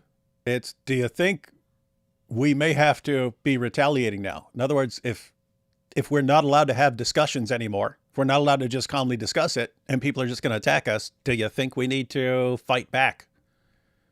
Check out young Bob's answer. I think is this. Charlie Kirk died on a platform of civil discourse. If we then become radicalized and become emotional and do what Charlie Kirk's perpetrator did, that therefore demonstrates that they've won and that moderation has been thrown out of the park when it comes to the conservative movement. We're a common sense group of individuals that all believe in civil discourse and demonstrating that our opposition doesn't have any position to argue with. So then if we're then moved to attacking our oppressors, what does that therefore make us? Just like them. He's saying basically this is what Charlie was against the route of violence. And so Bob has asked, well, if they're getting violent and we aren't allowed to have the discussions, then do we need to get violent too? And he's saying, if you do that, then things have broken down and they win because they don't want to have the discussions. And so if you say, okay, fine, we're not going to have the discussions, you just gave them what they want. And it turns into a fight. Now, to be clear, this does not mean you don't have to deal with violent people or lock them up or things like that. Not saying any of that. He's saying, no, we don't need to start going out and going on killing sprees against people we disagree with. So, young Bob. And I saw some people asking if he has a YouTube channel. He's mostly on other people's channels. People who record him doing stuff and so on. The best place to find young Bob, I mean, he has a website and so on, but if you want to follow young Bob, go on X, type in young Bob, and you can get his channel there. And he posts regularly on Twitter. He posts video clips regularly and so on. But he also has links to where else you can find him. So yeah, definitely want to follow young Bob. So by the way, this is part of the reason for the hostility towards Charlie Kirk. He was getting young people excited in the U.S., but not just in the U.S. It was spreading. It was spreading. It's already in the U.K. I don't know if it's in other countries as well. But if you don't want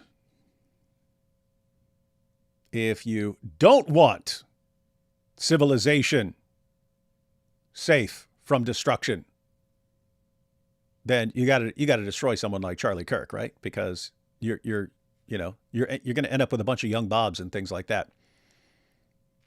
And we talked about this. We talked about this, I think, the other day. The founding fathers of the United States. People have lost sight of this. They just think of these rights as these things, and we've got these rights like freedom of speech, freedom of expression, right to bear arms. We've got all these rights, and it's just these are the rights that we absolutely must have, and it's great that we have them. And we can do whatever we want with them. The founding fathers said, and across the board,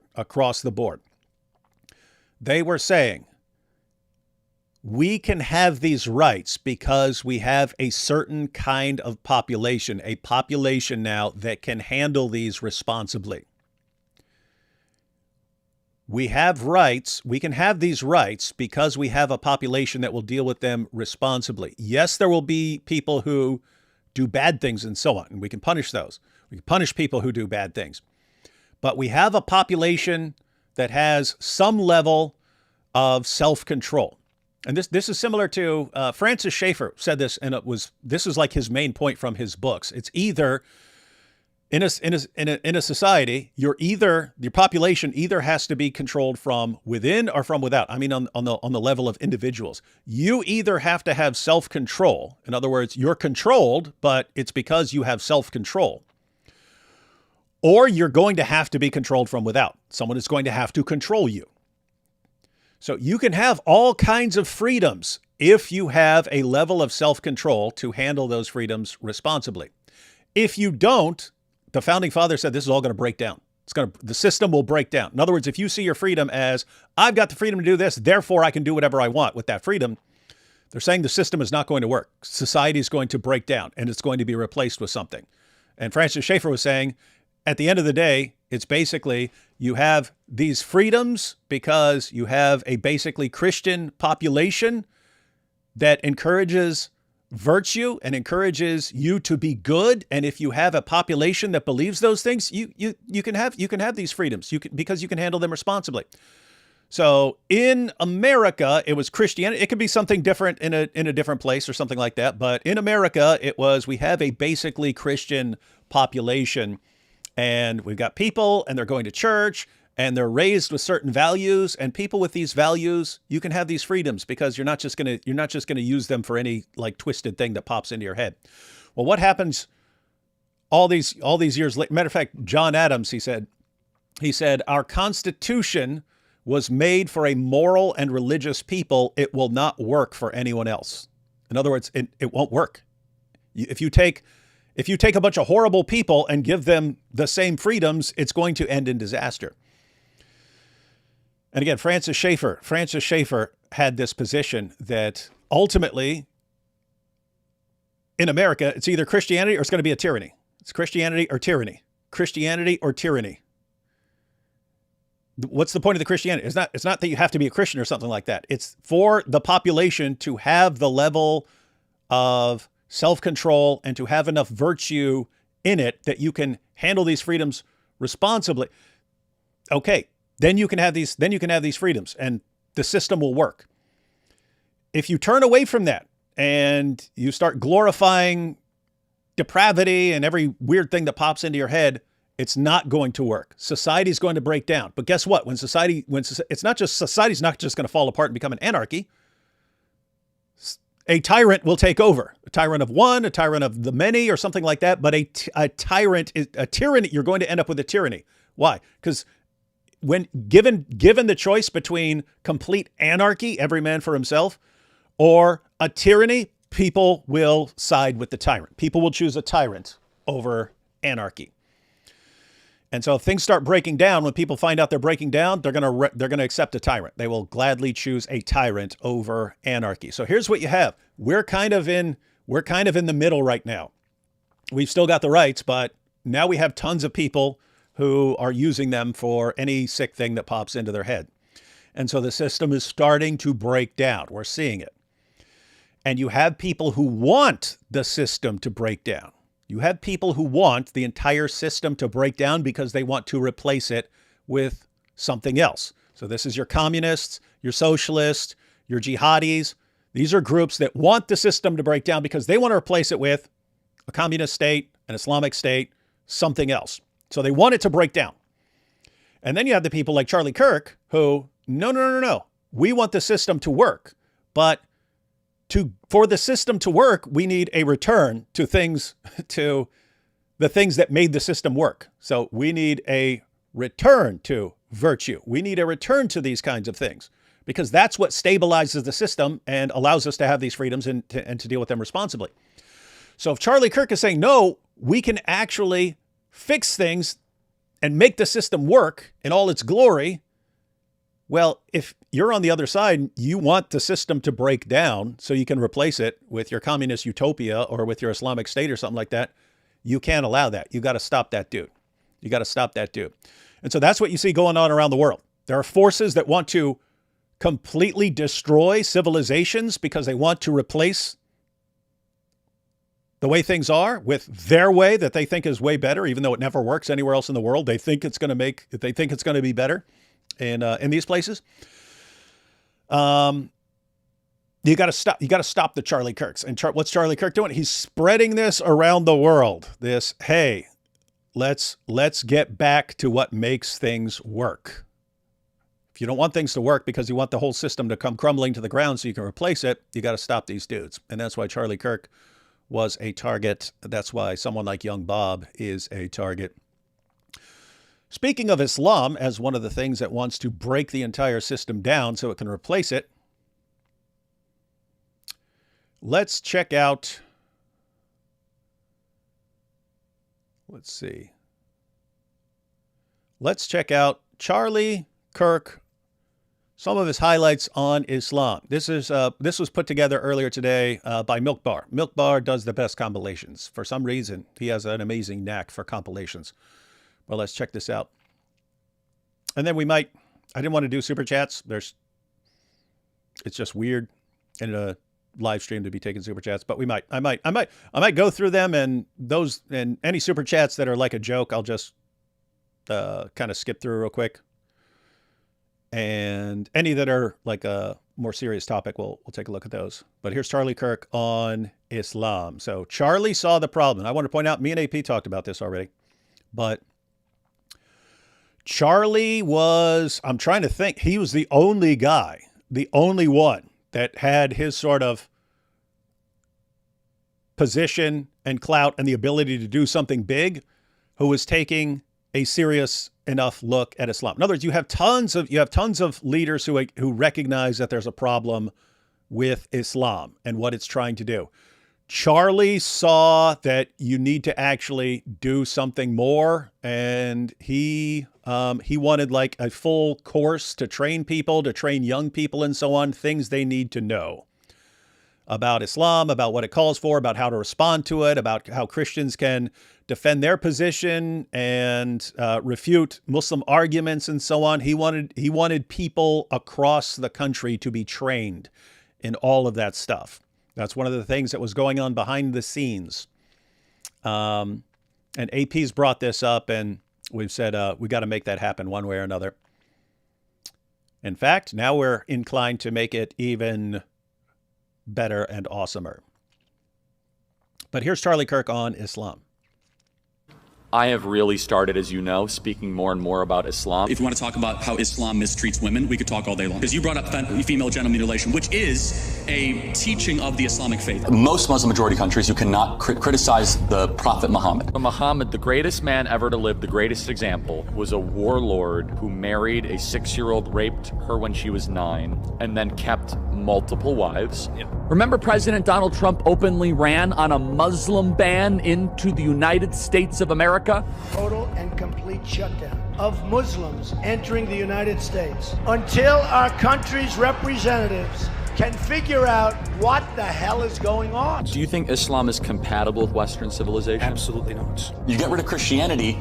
Yeah, just to be clear, a Muslim can be perfectly fine. But Islam is an ideology that calls for the subjugation of the entire world. And so Islam isn't compatible with anything else. Islam is only compatible with Islam.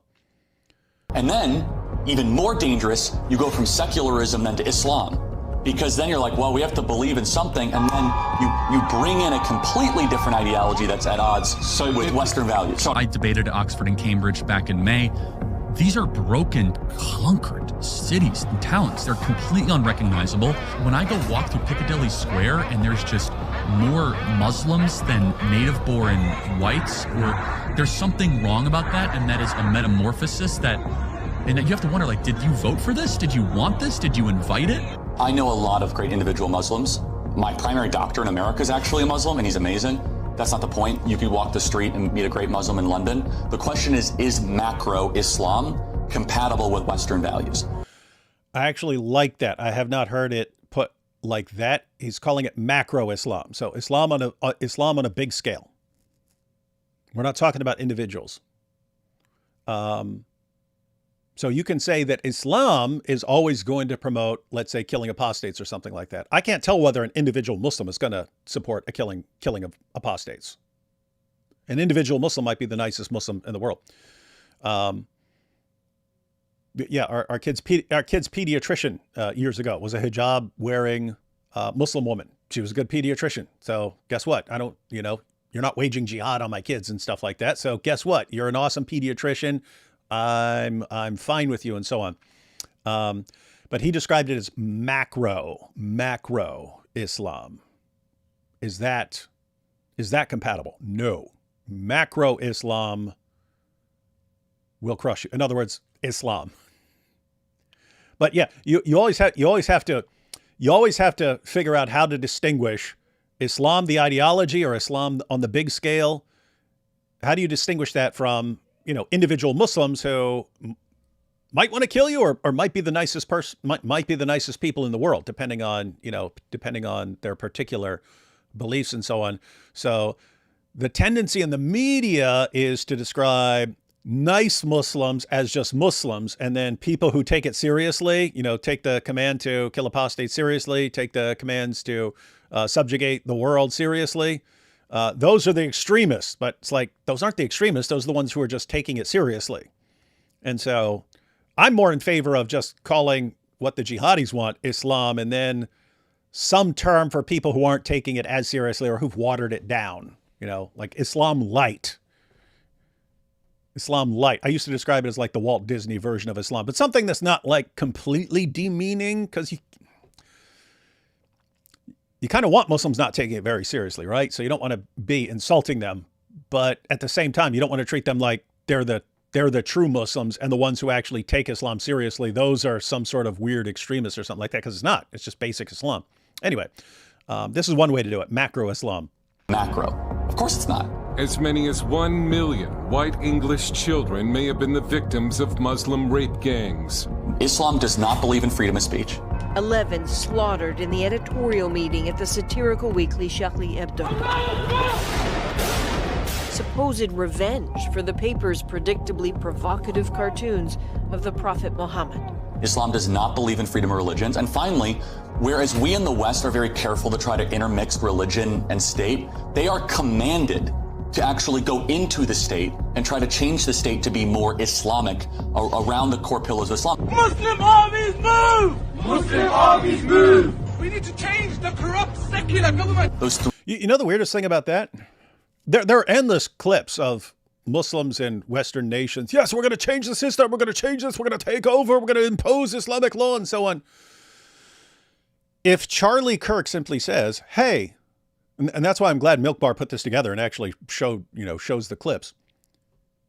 If this is the amazing thing, if you take, especially someone on the left, especially some young person, and you show them a clip of Charlie Kirk saying, hey, Islam calls for our subjugation. It wants to take over our system. It's going to be, you racist, you bigot, you Islamophobe, you're pure evil. But you can show Muslims saying this. You can show the Quran and the Hadith calling for this, and you can show Muslims calling for it, and for some reason they just wouldn't have a problem with it. He's evil for saying exactly what they're saying. He's evil for repeating what they're saying. He's evil for saying what the ideology teaches. There's something just absolutely insane in society when someone can be saying something, and when you simply point out, hey, this is what they're saying, you're the bad guy.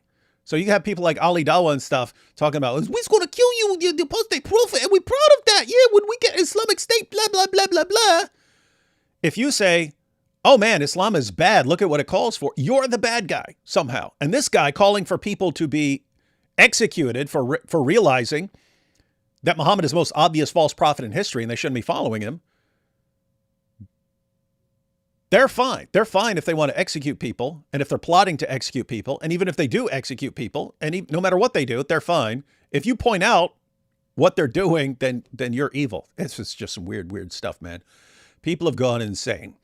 Things are antithetical to the West. In fact, this is the main reason why I decided to speak out, because after I left Islam, I had horrible deception and basically, oppression of my mind behind me. I wanted to get away from it, but I look into the world and I see people saying stuff like Islam is misunderstood. It's a religion of peace. It's not a religion of peace. It is not a religion that wants to coexist with you. We have today in the UK, in many other countries, we have Muslims preachers openly saying that the vision of Muslims should be to take over Western nations. سنخصبهم وسوف ننزل وسوف ننجب. Catching this? Talking about the Muslim men. We're going to go over and take the women. We're going to give them fertility. We will breed children with them.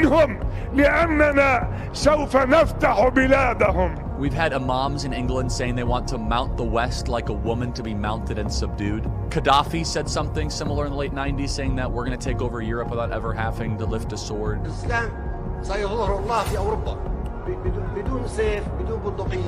For anyone that has eyes to see and ears to hear and actually reads the Hadith and reads parts of the Quran, you know that conquest is an Islamic value. I cannot see a single Western country that has become more Islamic and has become a better place to live, that is happier or freer. By what metric? Just happiness, quality? Everything from quality of life, from cultural cohesion. Is the Muslim world thrilled they're taking over the West? Yes. They tried for many years to conquer Europe through wars, only wars.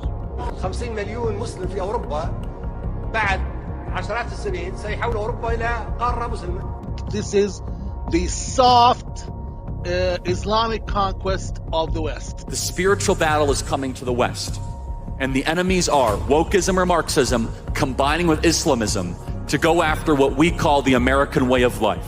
But soon, Britain will have more practicing Muslims than practicing Christians. I think that will be a catastrophic change, and everyone knows it.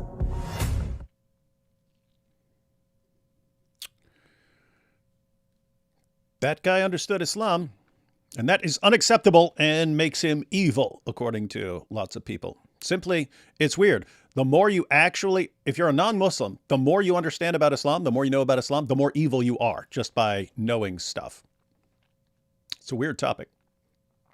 Hey, check this out. I guess Amy here, she's probably not seeing this because she must be watching from earlier because this just popped up. So she must have started late back when I was talking about what I think is going on in this guy's mind. Amy says, stop psychologically profiling this guy. You're not a psychologist. No, Amy, and you'll be watching this later. I'm a diagnosed psychopath who has spent time in mental hospitals and who, like this guy, became very violent at a young age and also got caught and went to prison. So I think I have some expertise on this issue. And I pointed out, I'm just going on the little bit of information that we have, but people are wondering how this, young guy raised in a Mormon household and so on just decides to kill. What's the radicalization process? And I'm pointing out, you can say, hey, this guy was in this online chat group and decided to go, kill someone because he was radicalized. Well, that might not, being part of that group doesn't exactly tell you why he decided to go kill someone. Well, I'm someone who actually understands what it's like to go kill someone as a young man like him. And so maybe he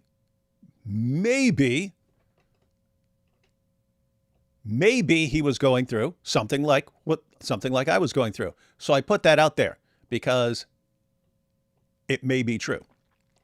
And that may explain why most other people who were in whatever chat group he was in didn't go out and kill someone, whereas he did. So anyway, and apart from that, I'll do what I want, Amy, and I triple dog dare you to tell me what to do again. Ha ha ha ha. Anyway. All right, guys, that's the stuff I wanted to go through. Basically what we know so far, which isn't a tremendous amount. They caught the guy last night and then released some information today. We basically saw what we know up to this point, what information has been released. It's not a lot. It's not a lot. You have a couple indications that he was Antifa type. I've seen other stuff. I've seen people saying he was a member of multiple Antifa organizations and so on. I didn't see confirmation. I didn't want to use any of that just because it was just people saying it. I'd have to see some confirmation of it, and it can't just say someone named Tyler is part of this group. Got to see that this guy actually was part of the groups before I'd want to say any of that. But anyway, we've been through kind of what we know, and we'll have to wait for more information to come out. All right. So again, I didn't really want to do super chats because it's kind of a heavy topic and so on. But some of them are I'm sure some of these are important questions and so on. So as I mentioned, I'll pull up the super chats, and if something's a joke, I'll probably just kind of skip through it, mention it real quick, and move on. But we'll check out relevant ones. Eunuch Petsu said, "Tears, we will meet Charlie when the Lord returns soon." I'm a liberal, but I'm so disgusted by the left now celebrating Kirk's murder in front of his child. Demonic. Is it okay to be politically homeless? Yeah, I'm politically homeless. I've described myself in the past as an I don't care-itarian. I mean there are a couple issues I care about, and the issues I'm not concerned with, I'm kind of like, I'm fine with whatever the rest of you guys come up with. If like you want to go big government, go, I don't care. If you want to go small government, it doesn't have a lot to do with me. I think part of that is like, I grew up in a West Virginia trailer park, and it didn't matter. It didn't matter who was elected. We were poor no matter what, right? So this guy got it. This guy's the president. Okay, we're still poor in the trailer park. This other guy got elected. Okay, this guy. All these promises about how things are going to change, nothing ever changed. And so I just, okay, you guys do what you want, and I'll go ahead and live my life. But we just never counted on politicians to really change a lot of things and so on. So never just grew up never caring much about what politicians were doing. There are a couple of issues that I'm extremely concerned about. The other issues, I just, whatever the rest of you guys come up with, whatever most people decide, I'm fine with it. Erica is about to do an address on Charlie Kirk channel. Yeah, we watched that earlier. So I guess these were before. I can't really explain what I'm feeling. This is from Mosh Cohen. I can't really explain what I'm feeling. I'm not even sure what I'm feeling. Last time I cried that much was for all the people we lost on October 7th. Oh, this is one of three from Mosh here. I've said here a lot. I'm not sure if I have hope the U.S. could be saved, but he was my hope. I follow only three people daily, you, AP, and Charlie. And then Mosh continues, says, feels like someone killed a part inside of me. My entire country woke up to a day that felt like Memorial Day. We are all Charlie Kirk. Yeah, what's that guy's name? Larry Sanger. He was like the co-founder of Wikipedia. And then he got out of it when he thought it was becoming too biased. But he became a Christian, I think like last year or something like that. But it's interesting. He was a philosophy professor. I would always assume that someone who starts a site like Wikipedia would just be some tech nerd. But he was actually a philosophy professor. So I thought that was interesting. But anyway, he became a Christian, and I just saw him share something why someone was asking, like, hey, other people die and are killed and so on. Why does this feel so much worse with Charlie Kirk? Why is this affecting people so much more? Why does it feel like so much more extreme than when other people die or something like that? And I was thinking, like, Charlie was kind of giving lots of people hope, right? Like in other words, you see Western civilization, you see America, the UK, France, Germany, and it just seems like everything's been on a steady decline for a long time. And then just over the past couple of years, it starts looking like things are turning around. Like church attendance in the US for like the past 3 or 4 years has been increasing. It's been steady decline for decades, and then all of a sudden started going back up. There was a study we covered in a live stream. I actually had the guy who did this study in a live stream either at the end of last year or the beginning of this year. But he did a study in the UK, and it was the opposite of what I thought, and it's the opposite of what almost everyone thought. People thought that in the UK, each generation was becoming more atheistic, right? And then they did the study. It's actually the reverse. It's the oldest generation that is the most atheistic in the UK. the younger generation is the least atheistic. Doesn't mean they're Christians. It just means they're that, like, they'll say, no, I'm spiritual, or I just believe in God or something like that. But the youngest generation were the least atheistic, and they were simultaneously the most open to listening to someone preach to them. So it's the opposite of what I thought. I thought like the older generation, they'd be more Christian, and like the youngest generation, they'd be the most hostile. And it was the opposite. So anyway, point is, you're seeing things like that. You're seeing young people get excited. You're seeing Christians just take over Speaker's Corner to the point where the Muslims just run to the police every time to protect them from Christians responding to them. They're running from someone like young Bob. They're terrified of him. You're looking at these things and you're thinking like, wow, it's going to be like a revival. It's going to be like a Christian revival, and it's going to be like a renewal of Western civil. That's why it's called Turning Point, right? It's going to turn things around. So I think lots of people were looking at Charlie Kirk going, this guy's getting things done. He's helping things to change. And so when he dies, it's like, oh my goodness, are they just going to kill anyone who tries to make things better? And so I think that's why it's hitting harder for a lot of people. But I have to say, after watching his wife speak and watching how other people are reacting, I don't see anyone saying, oh, well, I guess we can't do this. We're just going to get killed. It seems like everyone is saying, no, we're going to go harder now. We're going to go even harder. And that's good. That's what you do. Because guys, keep in mind, it's the exact same thing with jihad. And we just saw an example with the Charlie Hebdo cartoon massacre. The Charlie Hebdo, where these cartoonists were making cartoons of Muhammad and putting them in their papers and so on. And 2 jihadis showed up and massacred a bunch of people in Paris at the offices of Charlie Hebdo. When that happens, you need to set a serious example that this is never going to work. In other words, when someone kills people over cartoons, the response should be millions of people around the world making cartoons of Muhammad, posting them in every newspaper, posting them everywhere, all over school bulletin boards and so on, to send a message.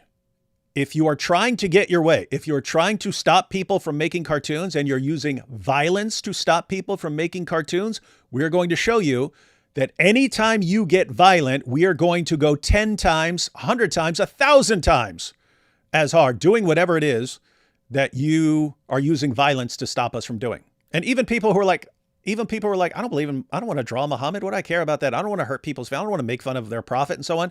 You need to do it anyway. You would need to do it anyway. It's like, okay, I didn't want to do this. I had no interest in making fun of your stupid fake prophet. But if you're getting violent, then I am going to make fun of your stupid fake prophet.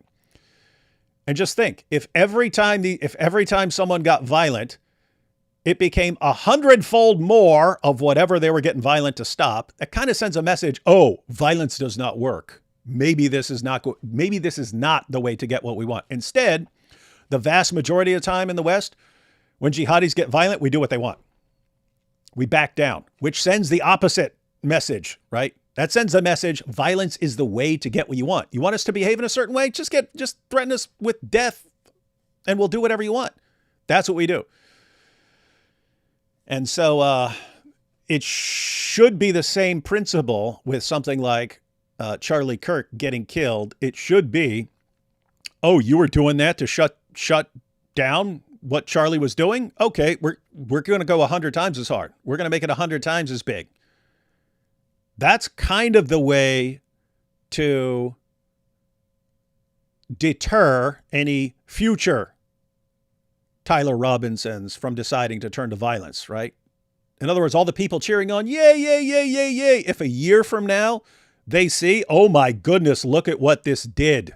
This inspired millions of people to rise up and start doing what Charlie Kirk was doing. The next person that says, well, I'm going to go kill one of them. They'll be like, no, do not do that. Do not do that. Don't do that. It's not going to work. Anyway, I think that's the best. I think that's the best way. In other words, if you're wondering, well, how do you stop people from just killing people? Well, letting them know that it will always, always, always have the opposite effect from what they were intending. I think that's the best road.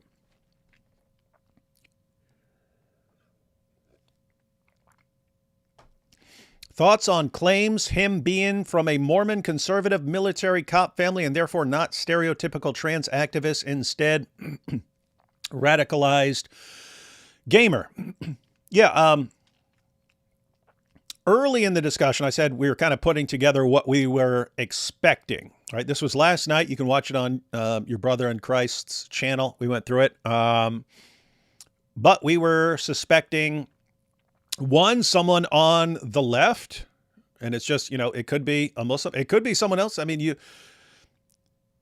if you're assigning probabilities to hypotheses, if something is possible, it has some level of probability. It might be a tiny fraction of 1% or something like that. But if it's not impossible, it's something that could happen. So could the government decide could the U.S. government decide to take out Charlie Kirk? Yes. Do I think that's no, I think that's very, very, very improbable. Did Israel decide to take out Charlie Kirk? Is it possible? I mean, it's possible. Do I think that's remotely likely? No. Very, very, very, very small probability. So if you're assigning probabilities, it would most likely, just based on experience and so on, it's if someone's killing someone like Charlie Kirk, it's okay. Who are the people who are most ticked off at that dude? Who did he upset most?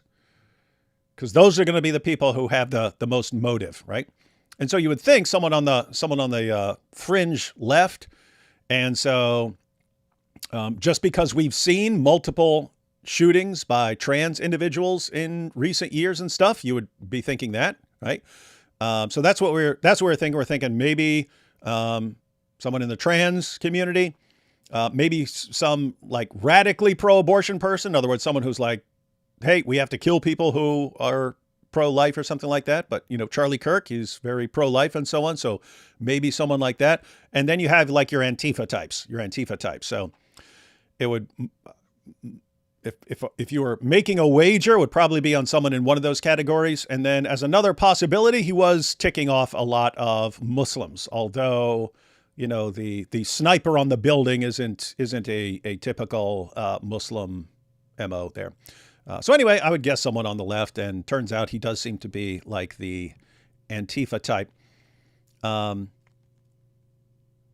That's what we kind of put together and what we were expecting, and turns out that's what it's looking like. Oops, already saw that one. Jesus got us, yes. Go read the prayer Elisa Childers posted on her YouTube community. It's in regard to this tragedy. We all should pray it. I'm going to check that out real quick. So this was just a post. Let me see.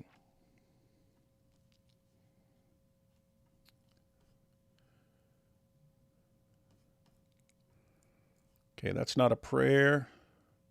That's not a prayer. That's not a prayer.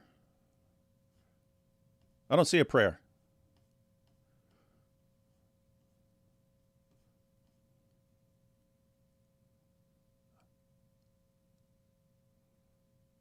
She has what is this, a blessing? Let me see. Okay, so a day ago, she said, I spent an hour today with Chris Fabry on Moody Radio processing the murder of Charlie Kirk. I shared some personal reflections as well as advice for how young Christians in particular can respond and move forward. Oh, here we go. I also shared the prayer I've been praying for the last 24 hours or so. May God shine the full disinfecting power of his light on every dark and unsanctified corner of my heart and use this tragedy to purge every last drop of fear and cowardice that still resides there. Yeah, that's pretty, that's what young people would call based. Read that again. She said, may God shine the full disinfecting power of his light on every dark and unsanctified corner of my heart and use this tragedy to purge every last drop of fear and cowardice that still resides there. That is a good prayer because that's exactly what you need to happen. And everything ties together. One, that's what Charlie Kirk would want. That's obviously what his wife was thinking. It's what Western civilization needs, and it is the correct way to dissuade future murderers, right? If you're going to kill someone and it's just going to cause them to dial up whatever you hate, then violence is not a good solution. The most charitable, respectful, and genuine voice that the right side of politics has to offer was assassinated while welcoming an open dialogue with the other side. How can we move forward when fighting with words is no longer welcomed? Yep, we've kind of discussed that. In fact, that was a good response from young Bob on this issue. In other words, don't think just because they killed Charlie Kirk that therefore they've won and we can't talk anymore because they're just going to kill us. A guy killed one of us, a guy. And that guy is going to be in prison for the rest of his life, if not executed. And so, a lot of what happens as we move forward is decided by us right now. If we respond appropriately, again, you can dissuade people from going the direction of violence. Greetings, brothers and sisters in Christ. Thank you. Blessed are those who mourn, for they shall be comforted. Most Dawa-esque lib reaction, Israel did it. Yeah, that's what I saw from tons of people. And in another sentence, I'm happy about it. Yeah, isn't it? That is kind of funny. They're saying they're happy that Charlie Kirk was killed, but also saying, and Israel did it. Lo, and here the gears in their head come to a halt when they say, oh, so do you support Israel sometimes? That's interesting. So I guess that's actually funny. For the Muslims who are online saying, yeah, I'm happy that Charlie Kirk is dead. And yo, I think Israel did it, yeah? Then you point out, oh, so you support Israel. Charlie and his assassin are both victims of Satan. And if you are not sorrowful, as an act of will, not emotion, on behalf of both, and the desire to pray for both, you are allowing yourself to become another victim. He will swallow up death forever, and the Lord God will wipe away tears from all faces, and the reproach of his people he will take away from all the earth, for the Lord has spoken. I am an atheist. I am an atheist, but after the devastating loss of Charlie, I think I need God. How do I believe? I really want to, but I don't know how.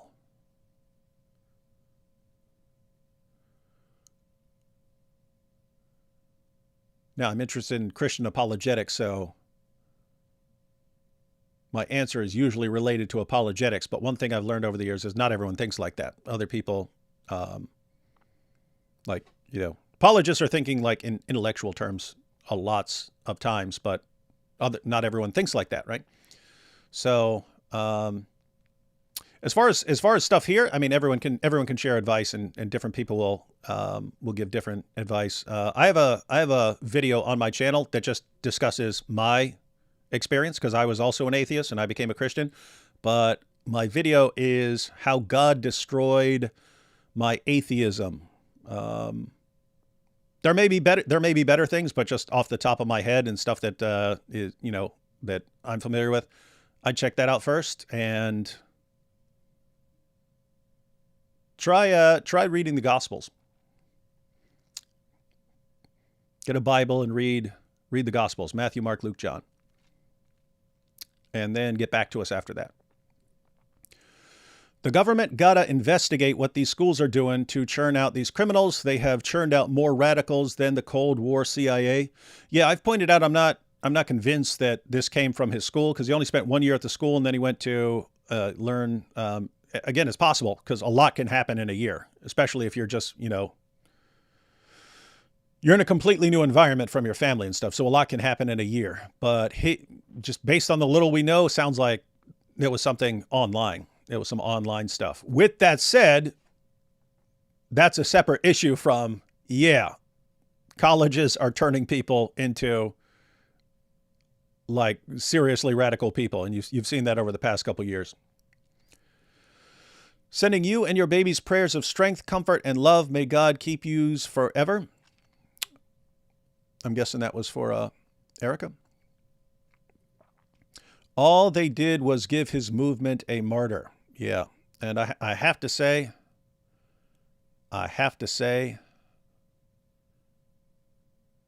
as much as, you don't want someone to die, even like the Christians who were martyred early on. It's like, do you want Paul to be beheaded? No.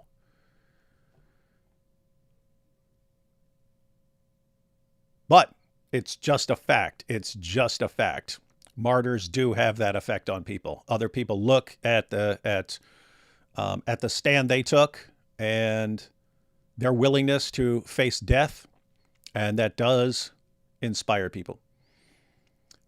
In Israel, a lot of murals are made for Charlie. Yeah, I've seen one of them. I posted it on Instagram accounts. Duty Chauvel and David Rebel, Hazanor, center left, posted about Charlie all day.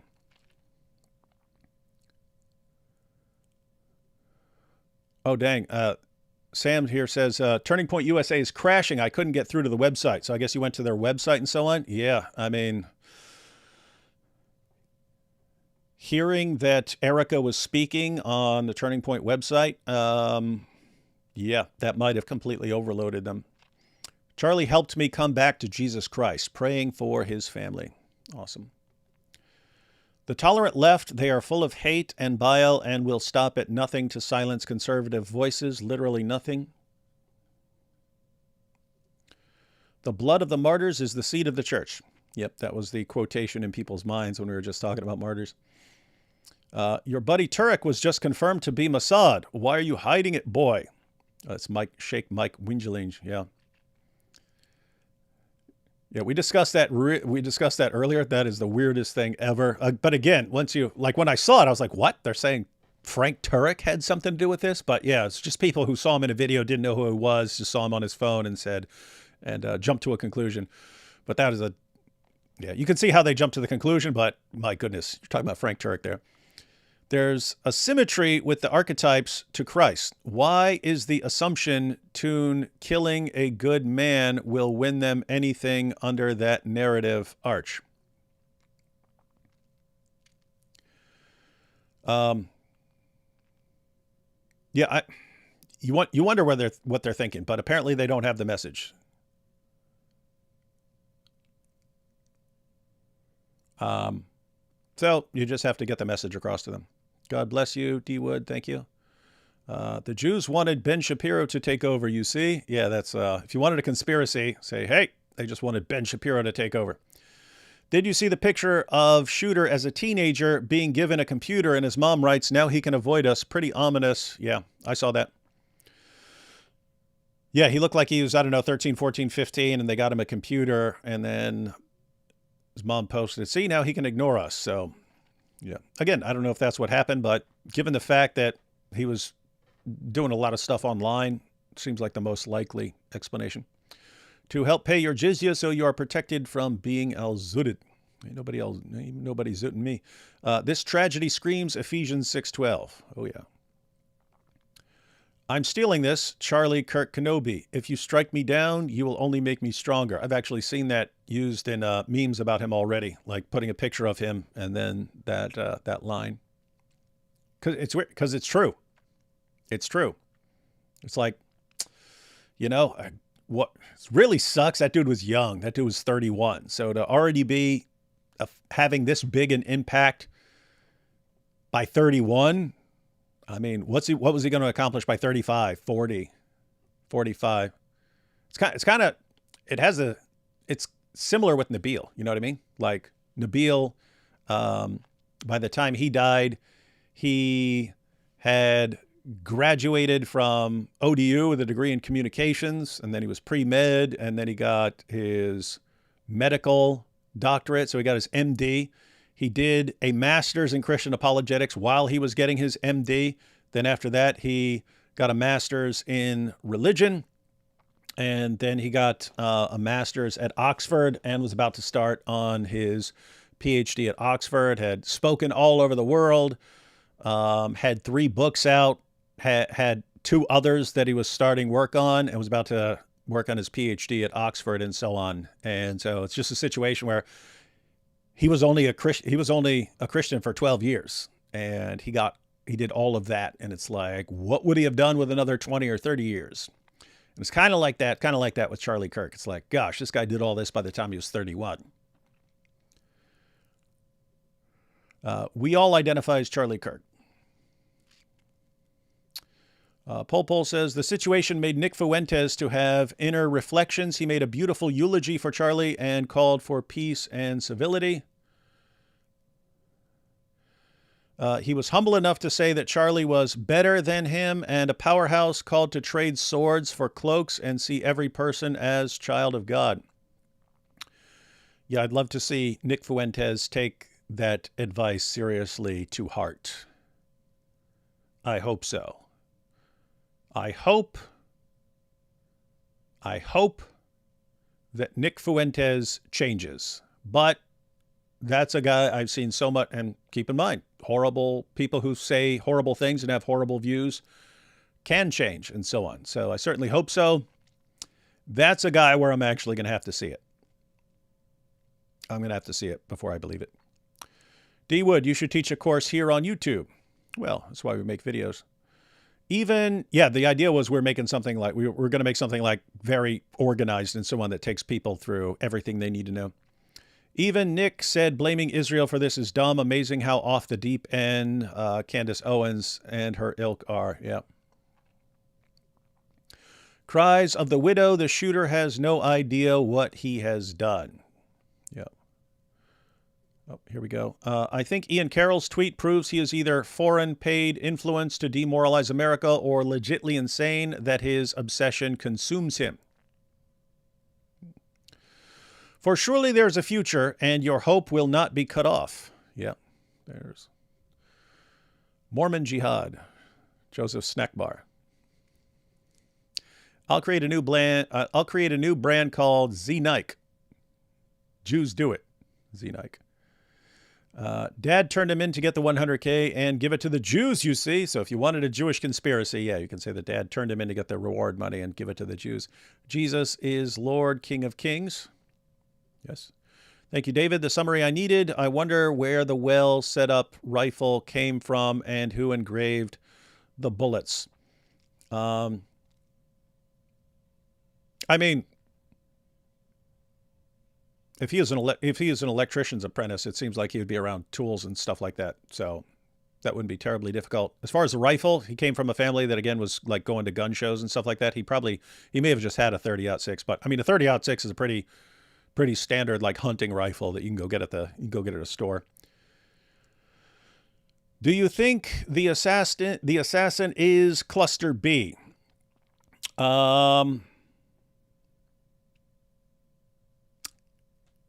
Good chance, but I'd have to see some more, because we've just seen nothing from him. We've seen nothing from him except some scribbling and heard about a conversation he had at a dinner table and so on. The Muslims were the original furries. Ask the goats about it. Very rude and Islamophobic. Charlie Kirk is now in the presence of our Lord Jesus Christ, and someday we shall see him again. Pray for his wife and children during this time. That's another parallel with Nabil. Nabil had a very young daughter. Up, up, down, down, left, right, A, B, start. Guess he couldn't do the GTA get the police off you code fast enough. Yeah, I mean, again, he was smart. That was well planned, but obviously not a criminal, and they caught him. First, I mean, obviously not an experienced criminal. That was all well planned, but it was like extremely well planned for a non-criminal. First, nobody deserves this. I knew little about the guy, but I've been wanting to become a Christian, but I'm afraid to become less empathetic. Why didn't the gospel soften Kirk's heart like it did for D. Wood and many more? I don't know what you mean by like him not having a soft heart. Maybe don't get your information about him from like the memes that are circulating from certain people, or the just quotes, and actually watch him have a discussion with someone. posted this message earlier but was missed. But the thing about Helldivers 2 is that it is a game all about spreading democracy through killing all sorts of different creatures, probably why he mentions it. Interesting. This crap is Muhammad hijab, golden shower level stuff. Not sure what you're referring to. Golden shower. Not sure what you're referring to because this super chat's from earlier, so I don't know what this was in response to. OWO is, I think maybe what he was scribbling on the bullets, like Muhammad hijab type stuff. OWO is a generic smiley. The phrase is a meme in the Deegan furry sphere, and we know because they tell us the bulges are exactly what you fear. Ugh, yeah. I didn't even ask about the bulges. Valhalla, he was Christian. Yeah, I don't think he meant anything negative by that. Just think he was saying, like, you're a warrior. You're a warrior. I'll see you in Valhalla. I'm a warrior. You're a warrior. I'm a warrior. Yeah, but it was kind of weird. The Valhalla was Cash saying Charlie was a warrior who died a warrior's death. Yeah, he's honoring Charlie. Yeah, I think most people get that. It is just weird to say to a Christian. Antifa were pure freedom men. These ain't Antifa. Yeah, and it's been pointed out many times. The people who call themselves anti-fascist are fascists. It's just weird. Guess I'll explain this. The W in OWO is blush mark hatching from anime-style art. The emoji is old, probably Japanese, and remained in web subculture. Let's see.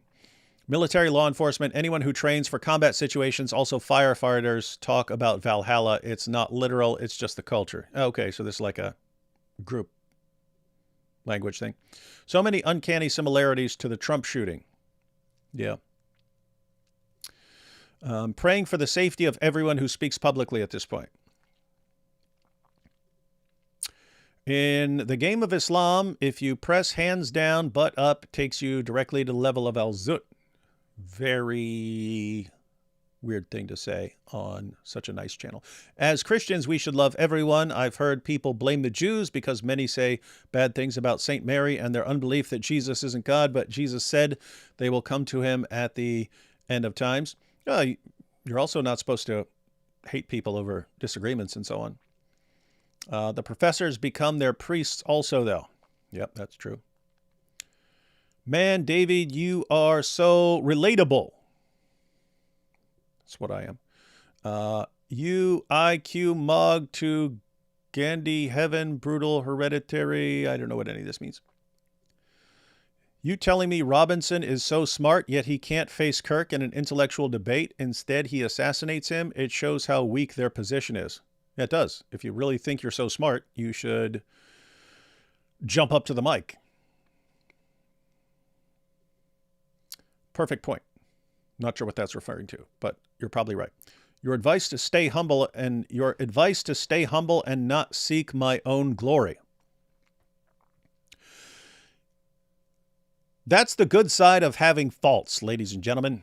And that's the good side of, like, you don't want to do bad things and so on, but, think about the bad things you've done in your life. Think about the times you've failed. You don't want to dwell on them to the point where you think, oh, I'm just worthless scum.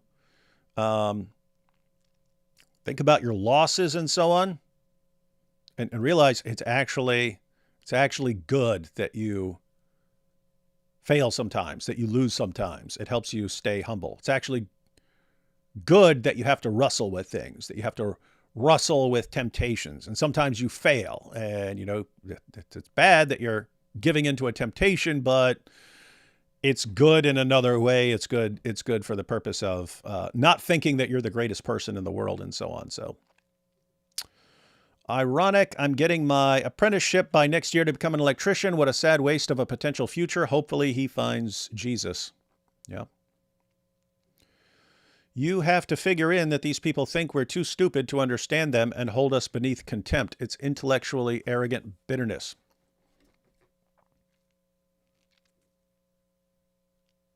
Yep. So you're saying this guy is a highly intelligent, useful idiot. The Dunning-Kruger effect is strong with these communist barnyard bird turds. Yeah, and this ties into what I was saying earlier, that, you know, intelligence can actually be bad if it's someone who wants to do evil. And I mean, you know, he actually got away for a while after killing someone on a college campus where there were thousands of people there. And he got away. If he had, you know, he could have taken a couple more steps so that to make himself harder to identify, and he could have gotten away, and because he had, what did he have, like a day and a half, whatever. He could have actually, like, if he knew where there was a cabin, you don't want a cabin that's like associated with your family or something like that, because then, you know, that place will be, police will go to that place, right? But if he was aware of some cabin out in the middle of nowhere that's not associated with him, and he knows no one's staying there, he could have gone and just hid out and stayed out of sight for months or something like that before they caught him. So it's good that they caught the guy. Good that they caught the guy.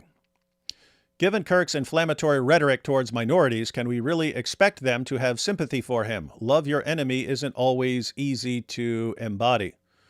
I don't know what you mean by the inflammatory rhetoric towards minorities. I mean, I've seen the quotes going around and stuff like that, but I mean, I've also seen, when I see actual videos of him interacting with people, he seems pretty nice. Dave Rubin is great. Yeah. Dave's pretty cool. I sincerely hope all of these people spreading hate and misinformation can one day realize they are wholly loved by God. We can and have to do better. That's true. Chunk named his YouTube channel after people who committed a genocide. He should never be able to call someone evil or disgusting. Yeah, Turks are the worst. Who's pretty mannequin lady? Not sure what that's referring to. Because he thinks it's okay to be violent to idiots. Yeah. Ruben is raising Chunky's blood pressure. Yeah, I mean, look, you know, Chunk has some terrible, terrible takes on things. I have to say, at the end of the day, I want nothing but good for the guy. But, dude, you need to calm down. He seriously needs to calm down. You don't want this guy to just, like, his heart explode because he's always amped up and always just perpetually enraged and freaked out. Gotta. I mean, seriously, like, Chunk needs to just step away from whatever he's doing because it's going to kill him. He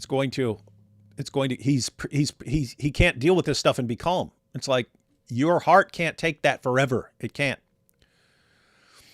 We should stream together sometime. Issa says, we should stream together sometime, especially in light of these new events. Dave and Chunk used to work together on the Young Turks. Really? Dave Rubin used to be on the Young Turks? We need free speech. Huh. That's interesting. Yeah, Issa, come up with a good topic here in the near future, and we can jump on. Skank Dunger needs to learn to seriously shut up. Oh, is that Chunk Yogurt supposed to? D Wood, would you get on trigonometry? It'd be nice. I mean, if they asked me, I would, but I mean, there are more important people than me to interview in the world. And I never seek it. I'm not, as you guys can see, I'm just interested in live streaming with, like, my friends. When someone asks me to go on their show, I usually, you know, if I have time, I try to go on their show with them and so on. But I have no desire to go on, like, big platforms and stuff. Like, even if I got, like, really famous, again, I'll do it if someone asks me and something like that, but I have no desire to be like, hey, get me on your show. But they are doing awesome work, and trigonometry. I think a new American crusade is inevitable since the leftist, liberal, Islamist, progressive, etc. are cornering the conservatives sooner or later. Yeah, I have to say, you know, I agree with young Bob that you don't want to go that direction because then they kind of win, that they're trying to make the system not work. And so just going back to, hey, let's all kill each other and whoever wins takes over. It's kind of not what you want. However, going with what I'm saying, if the entire just project fails and the system breaks down, you're going to get a tyranny, and that's when it's going to come down to whoever can win. And yep, that can happen. That can happen. Who's Milo? Saw his post saying he's unretiring and people were hyped in comment section. Who is he? I assume you're talking about Milo Yiannopoulos. He became famous for a while years ago because he was a gay conservative, and he was going around college campuses and just schooling young people and so on, and skyrocketed in popularity. Then it came out some comments he was making about men having relationships with teenage boys and things like that, and how you shouldn't view it as all bad or something like that, and that sort of the conservatives turned their backs on him after that largely, and so he was fading out for a while. And I've seen him multiple times. I think Candace Owens interviewed him recently and so on. You couldn't have calmly debated away the American Revolution, though. I'm skeptical of the idea that there's never a just Christian conflict in history. I didn't say that. I didn't say that there's no just Christian conflict. Christians came up with the concept of just war, right? Just war theory. And so it's okay. Sometimes you have to go to war. That's understood. Sometimes you do. What are the requirements for a just war? Part of the concept is like last resort. Like you've tried all the peaceful means and stuff, and there's just no way. There's just no way. And you have other principles involved and stuff like that. But the idea would be you don't want to say, hey, they killed Charlie Kirk, therefore we're justified in going on killing sprees and stuff like that. That's not the same thing. On point, brother. Yes, this is earlier, so I'm not sure what that's about, but yes, I guess you can apply it to anything because we've been on point this entire time. Blessed are those who are persecuted because of righteousness, for theirs is the kingdom of heaven. It's deeper than that feminist women want the system to die to get the man's attention. Men need to step up until they do. Women will never feel safe. Make your women feel safe. Chunk Yogurt has actually been very decent throughout this whole Charlie Kirk ordeal. I'm not sure if he's afraid for himself, but I gotta give him credit for his remarks. Yeah, I didn't see the rest of that. He might have been totally nice and level-headed. The left is unbelievably lucky that nearly everyone on the right is Christian. If they were pagan or something, then the left would be hunted down. Thank you, David, for this live. Been pretty depressed since I found out Charlie passed. Being here with everyone really helps me. Thank you all. Thank you. Charlie didn't deserve that, of course. He went to talk to those kids out of love, yep, and he faced hate. He's truly an American hero, and he was so smart, a genius level, and he used his God-given talent to open the eyes of young minds. And I mean, think about how powerful that is. It's like, hey, all you people on these college campuses and your professors and anyone, you guys have all these ideas that seem to work in your classrooms, and you're saying, hey, we've got all these brilliant ideas. Okay, you've got all these brilliant ideas. Step up to the mic and let's see if they can actually stand up to scrutiny and if you actually have something better than what I'm saying. And someone killed him for it. I don't like calling Charlie a martyr because he died for politics, not faith, not a criticism. I'm sure he would have been willing to die for his faith. I mean, they're kind of intertwined, right?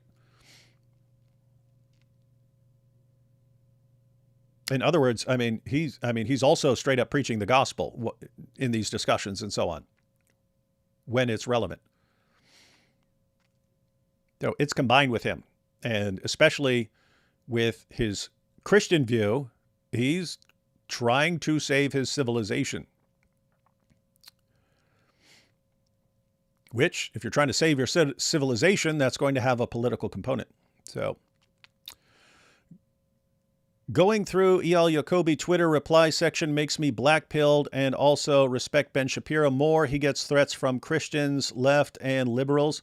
Yeah, I saw a clip from Ben Shapiro earlier where he was saying someone spread the rumor that he was stopping his speaking tour on college campuses, he said, "I'm not speaking. We're gonna do more. We're gonna do more now." And that's good. That's the appropriate response. It's because Charlie looked like a regular American. He did look like a regular American. I am psychology. What? You are psychology. That's weird. Rabbi Yisrael Goldstein had loving words for Charlie Kirk. He is loved around the world and with his Lord and Savior Christ. Yeah, he was. Any good resources debunking the USS Liberty thing? I mean, yeah, just go to an article about it and read carefully. John 12:24. That's Sheba Dog raises. Oh, that's a super sticker. Almost through these. God bless you, brother. Greetings from Serbia. It's a good place. The people of Israel loved Charlie Kirk. Yeah, I've been seeing that a lot on X. The people of Israel grieve his murder. The people of Israel are fighting the war of light against darkness. May God bless America and Israel. Rest in peace, Charlie Kirk. Hey, guys, love you. God bless and have mercy on us. Love you too, David. Thank you. Start with the New Testament, learning about Jesus, and pray to the Creator of the heavens and the earth to help your unbelief. That's good. That's the advice for someone earlier who said he thinks he needs to believe in God. But what do you mean username? How do you know when you're in a... But what do you mean username? How do you know when you're in a Chamberlain situation? So you mean, how do you know when you're not just appeasing everyone or something like that?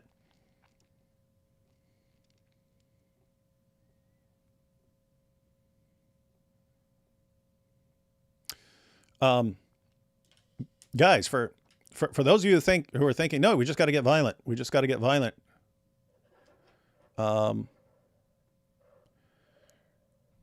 Just think for a moment. What do you mean? Like you as an individual?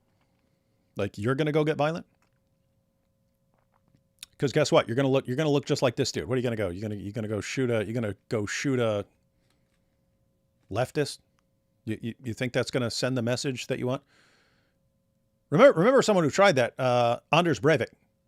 He went on a killing spree up in Norway. Went on a killing spree. Killed dozens of people to try and spread his message. How'd that work out?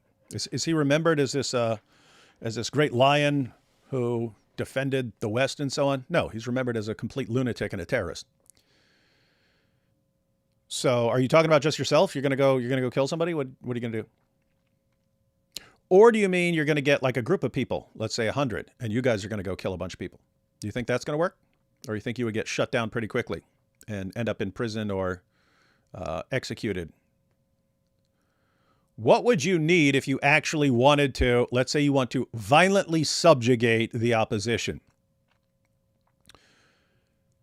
You'd need massive support and the government and so on, all agreeing that, yep, we're going to go violently subjugate those that we disagree with. Guess what? If you had the support, if you had the numbers and the support to actually do that, you don't need to do it. You'll have already won. Right? It's like people who say who said in the past, nope, I'm sick of sitting around while Islam spreads. We got to start doing some killing. Sitting there thinking, okay, if you just mean you're going to go out and kill someone, you're going to go to prison, and you're not going to accomplish anything. No one's going to say, wow, now Islam has stopped. You'll become the example that Muslims use from that point on to say, look, you're calling us violent. They're the ones who are violent, right? So you getting violent against Muslims would not fix anything. If you had a group of 1,000 people, you gonna take over? You gonna stop Islam with that? No. What would you need to actually pull off that? You'd need massive public support, the support of the government or governments and so on. You're saying, yeah, look, why don't we just have that? If you had that, you wouldn't need to do it. Guys, do you understand how weak and pathetic and fragile something like Islam is? Or some of these weird leftist views? Again, they wouldn't even, they get crushed up at the mic. They can't stand up to scrutiny. That's why this dude had to turn to violence, right? So what's weak? Their ideas. If you had the kind of support, if you had the numbers to pull off some sort of violent massacre of everyone you disagree with, you could just refute them if you had that many people. Think. There have been a handful of us. For years, there were just a handful of us, and I mean literally a handful of us, who were responding to Islam. Now there's a bunch, but for a while it was just a few. We got the apostasy rate among young Muslims from 0% up to 26% in 2 decades. Not a lot of people. Imagine if hundreds of thousands or millions of people knew how to blast away at Islam, or whatever you're talking about, and you're thinking, oh, we got to go kill somebody or something. You could wreck that. You could wreck them peacefully. In other words, if you don't have the will, or the numbers to wreck them peacefully, you're not going to have the will or numbers to massacre them. But if you have the will and the numbers to massacre them, you wouldn't need to massacre them, because you could crush their ideas. So anyway, I don't understand the inclination. What do you mean, man? What's going on? We've got to do something. I don't even know if that's what you mean, but you bring up Chamberlain. That's what I was thinking. What's the likelihood of fixing the Islamic problem in the U.S. with freedom of religion? Any ideas? I'm fairly new to your channel. Keep up the work. Keep the work up, bro. I just said it. Islam is massive. Why do you think they try to silence critics? Why do you think they kill cartoonists? Islam cannot handle mockery. They have the most mockable false prophet ever, and they can't handle it. It's extremely fragile. That's why they kill people for criticizing. Guess what? When they say, this person criticized our prophet, we have to kill him. To me, that just sends me a message. Oh, that's your weakness. You just told me what your weakness is. You told me what your weakest spot is. Getting violent with them is not their weakest spot. Mocking and exposing their false prophet and their stupid book, that's their weak spot. Why, in the name of common sense, isn't everyone focusing on that? Why? I can't figure it out. It's like they're telling you, hey, we're coming to subjugate you, but we have this one massive weakness that you could exploit in a heartbeat and send us scrambling in terror. And we all go, oh, okay, that's the one thing we don't want to do then. It's like, what? Are you insane? I mean, just imagine, so it's football season now. Just imagine that you're going up against another team and they're good at certain things, but their defense, they just can't stop a running back. These guys have no one that can stop a running back. Every running back who takes off gets 50 yards with no problem. Imagine going into that and going, whatever we do, we don't want to run the ball. Let's try everything else. Why? You know what their weak spot is. I don't get it. What are we going to do? Learn to criticize Muhammad and the Quran. If enough people do that, you have won against Islam. You may have other things to deal with, but that's how you deal with Islam. I can't figure out why people are looking for some other solution other than the one we know with absolute certainty works perfectly. I don't understand. Sad that we got to this point, but are you going to start wearing body armor when you speak at public events? No, I won't. And by the way, I'm not even allowed. So, no, I've never worn body. Well, I did have my Quran shirt. That was the kind of body armor. I don't know if anyone, I'm sure, well, I know a bunch of you have seen that, but yeah, I had a shirt made, L from L-I-S-O, Elohim, designed it. I told her what I wanted and she put it on there, but it has Arabic Quran verses all over it. And then in the middle, it says checkmate jihadis, meaning you can't shoot me or kill me without getting blood all over the Quran. And that kept me pretty safe at Speaker's Corner. But actually, convicted violent felons can't even wear body armor. It's illegal. So I just gave a tip to jihadis who want to brutally murder me. Guess what, guys? Yeah, I'm not wearing body armor. Now do something. Bring an army, though. Because if you come with like 2 or 3 guys, I'm going to win. If you come with 5 guys, I'm going to win. So bring at least 6 and be armed. Charlie Kirk did not die. He just went home. That's true. I'm noticing priestly clergy that are promoting radical leftist heretical ideology. One of them was arrested recently. How can we combat this in a Christian manner? I still think like the solution to almost all problems is having an informed population of free people. In other words, I wouldn't even focus on the clergy. I would focus on the people. The people. Spread good ideas and refute bad ideas among the people. And clergy who don't catch on, well, their churches are gonna die. Link to the Milk Bar compilation video, please. I will. That was on X, though. I don't know if he also posted that on YouTube, but I'll add that later. And if I forget, remind me. What were the planned next steps for AP after the Turning Point session? The next steps as far as that sort of thing, I've already mentioned. Charlie Kirk wanted a number of people assembled.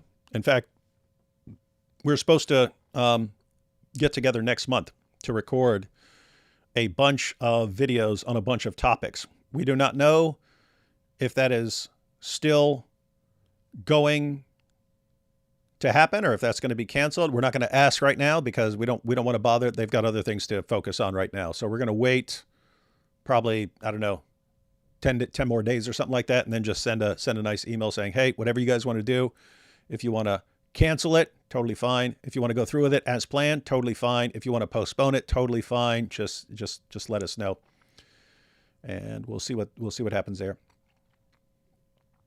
I'm a pretty angry person, but I can still at least have a conversation. The fat guy on Piers Morgan's show needs to calm down. Yeah, and I've said it, like for his own health, he needs to calm down. You don't see a lot of 70-year-olds that enraged. Why? Because they don't make it to 70. Per previous catching up, I believe it's the difference between fundamentalist and cultural Islam. Or just Islam and like cultural Islam. That's what I mean. It's like I don't even want to call it fundamentalist because it's just like basic standard Islam. And in fact, according to Islam, you're not even a Muslim. You're not a Muslim. I mean, Surah 4 verse 65 says that if you don't submit to all of Muhammad's decisions, you're not a Muslim. You're not a Muslim if you don't submit to all of Muhammad's decisions. So it's weird to say someone's a Muslim in some other sense when the Quran says you're not a Muslim if you're not following all of this. Matthew 25:23. Well done, good and faithful servant. How to respond to Christians who say Kirk was racist. Well, you just heard Dave Rubin say, well, I actually knew him, and I had dinner with him, with my husband and his wife, and he said that dude didn't have a racist bone in his body. And I'd have to say, what? Like what? Again, don't say someone tweeted something that he said. Actually listen to what he said. Joe Lansdale, the owner of Palantir, the Palantir, responded to your martyrdom tweet. He is very anti-Islam. I don't know what Palantir is.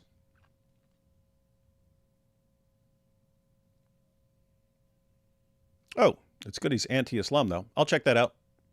I'll go through the comments. About the backlash to Charlie's costs of being Second Amendment comments, he was recognizing the reality of living in a fallen world while never condoning criminal violence. That's what pundits ignore. Oh, yeah, so that's one of the most common things about him, and one of the things that his critics are saying, this is why they say he deserved to die. It's because he's asked, what about people killed in gun violence? And he said, well, it's worth some of the occasional deaths to actually have a right to bear arms. And what he means there is guns allow you to protect yourself, and being able to protect yourself responsibly is worth the people who don't handle it responsibly, and so on. And you could agree or disagree, and you could think we shouldn't have guns, but he's not saying something completely insane there. And when people brought that up, I said, okay, if someone said,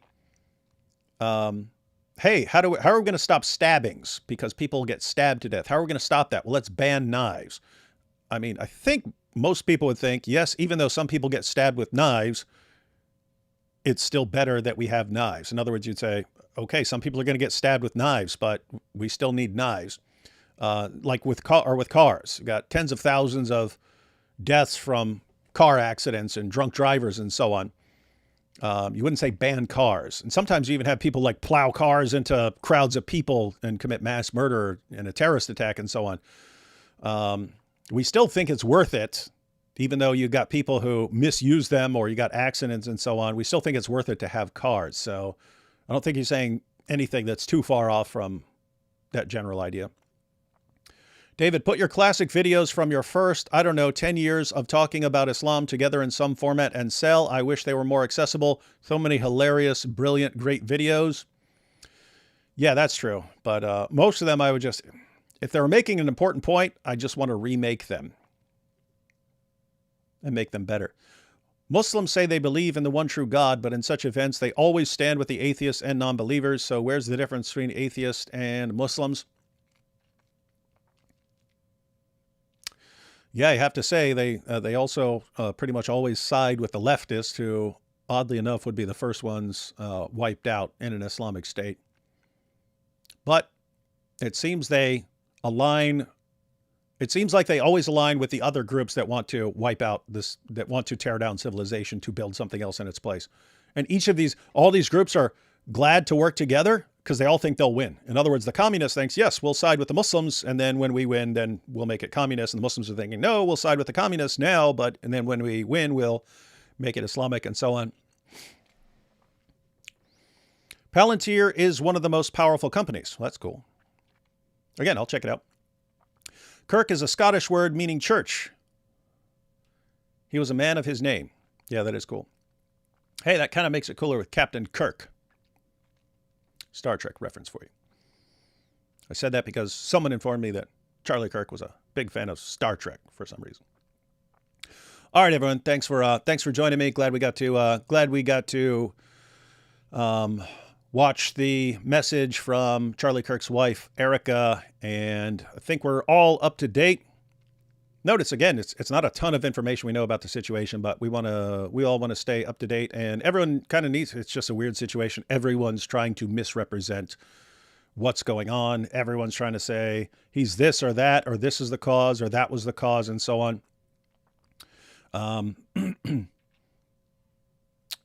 Lots of people trying to spread misinformation right now. So make sure you have the correct information. Someone says something that sounds weird or false, look it up and correct the person. This all comes down to us. We have to do it. So be on guard. Last two here. Stuart says, good luck to the people in the UK with the protests. Yes, that is tomorrow. That is interesting. AP will be there. Wait, no, it's not even a protest. They're calling it like a celebration of free speech and so on. Yeah, they're not calling it a protest. They're not protesting anything. But it'll be a big event, and I expect that Charlie will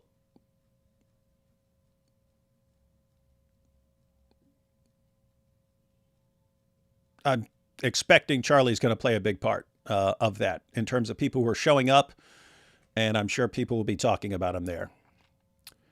But I think everyone's seeing what just happened to Charlie is going to make more people show up just because I've just seen so many people saying, okay, all right, now we got to start standing up. So I'm guessing that's going to be a huge event. AP is going to be there. I'm not allowed in the country. I would be there, but I'm not allowed in the country.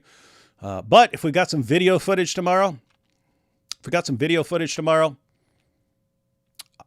I might go live just to go through some clips of what happened and some speeches and stuff. But we'll see what happens. I don't know how quickly things are going to be up. But if there's stuff to cover and watch, if they post a bunch of videos of what happened, I'm going to want to watch it. So I'd be happy to watch it with y'all and just play some clips and go through them and see what happened. But we'll check that out. We'll see what happens tomorrow. And then AG says, I don't buy a word of Chunk's sympathy. He is clearly covering up, dissociating with his nephew's explicit advocation for violence against the right. Twitch and the media have blood on their hands. Yeah. I don't know what's going on with with the nephew and thing. I didn't see the rest of that, but I'm planning to check it out. So yeah. All right, guys. You see what's going on? I'm not an expert on stuff that happens with the left and so on, but basically, you look at all the forces that are trying to tear down what other people spent centuries building up. Don't let them do it. It's way easier than you think. People think it's this impossible. We're in this impossible situation. No. Look up how to respond to these things and expose them. And if you get enough people exposing them, we've already seen they can't stand up to scrutiny. All right. Maybe catch you all tomorrow. We'll see how the festival goes in the UK. Catch you next time.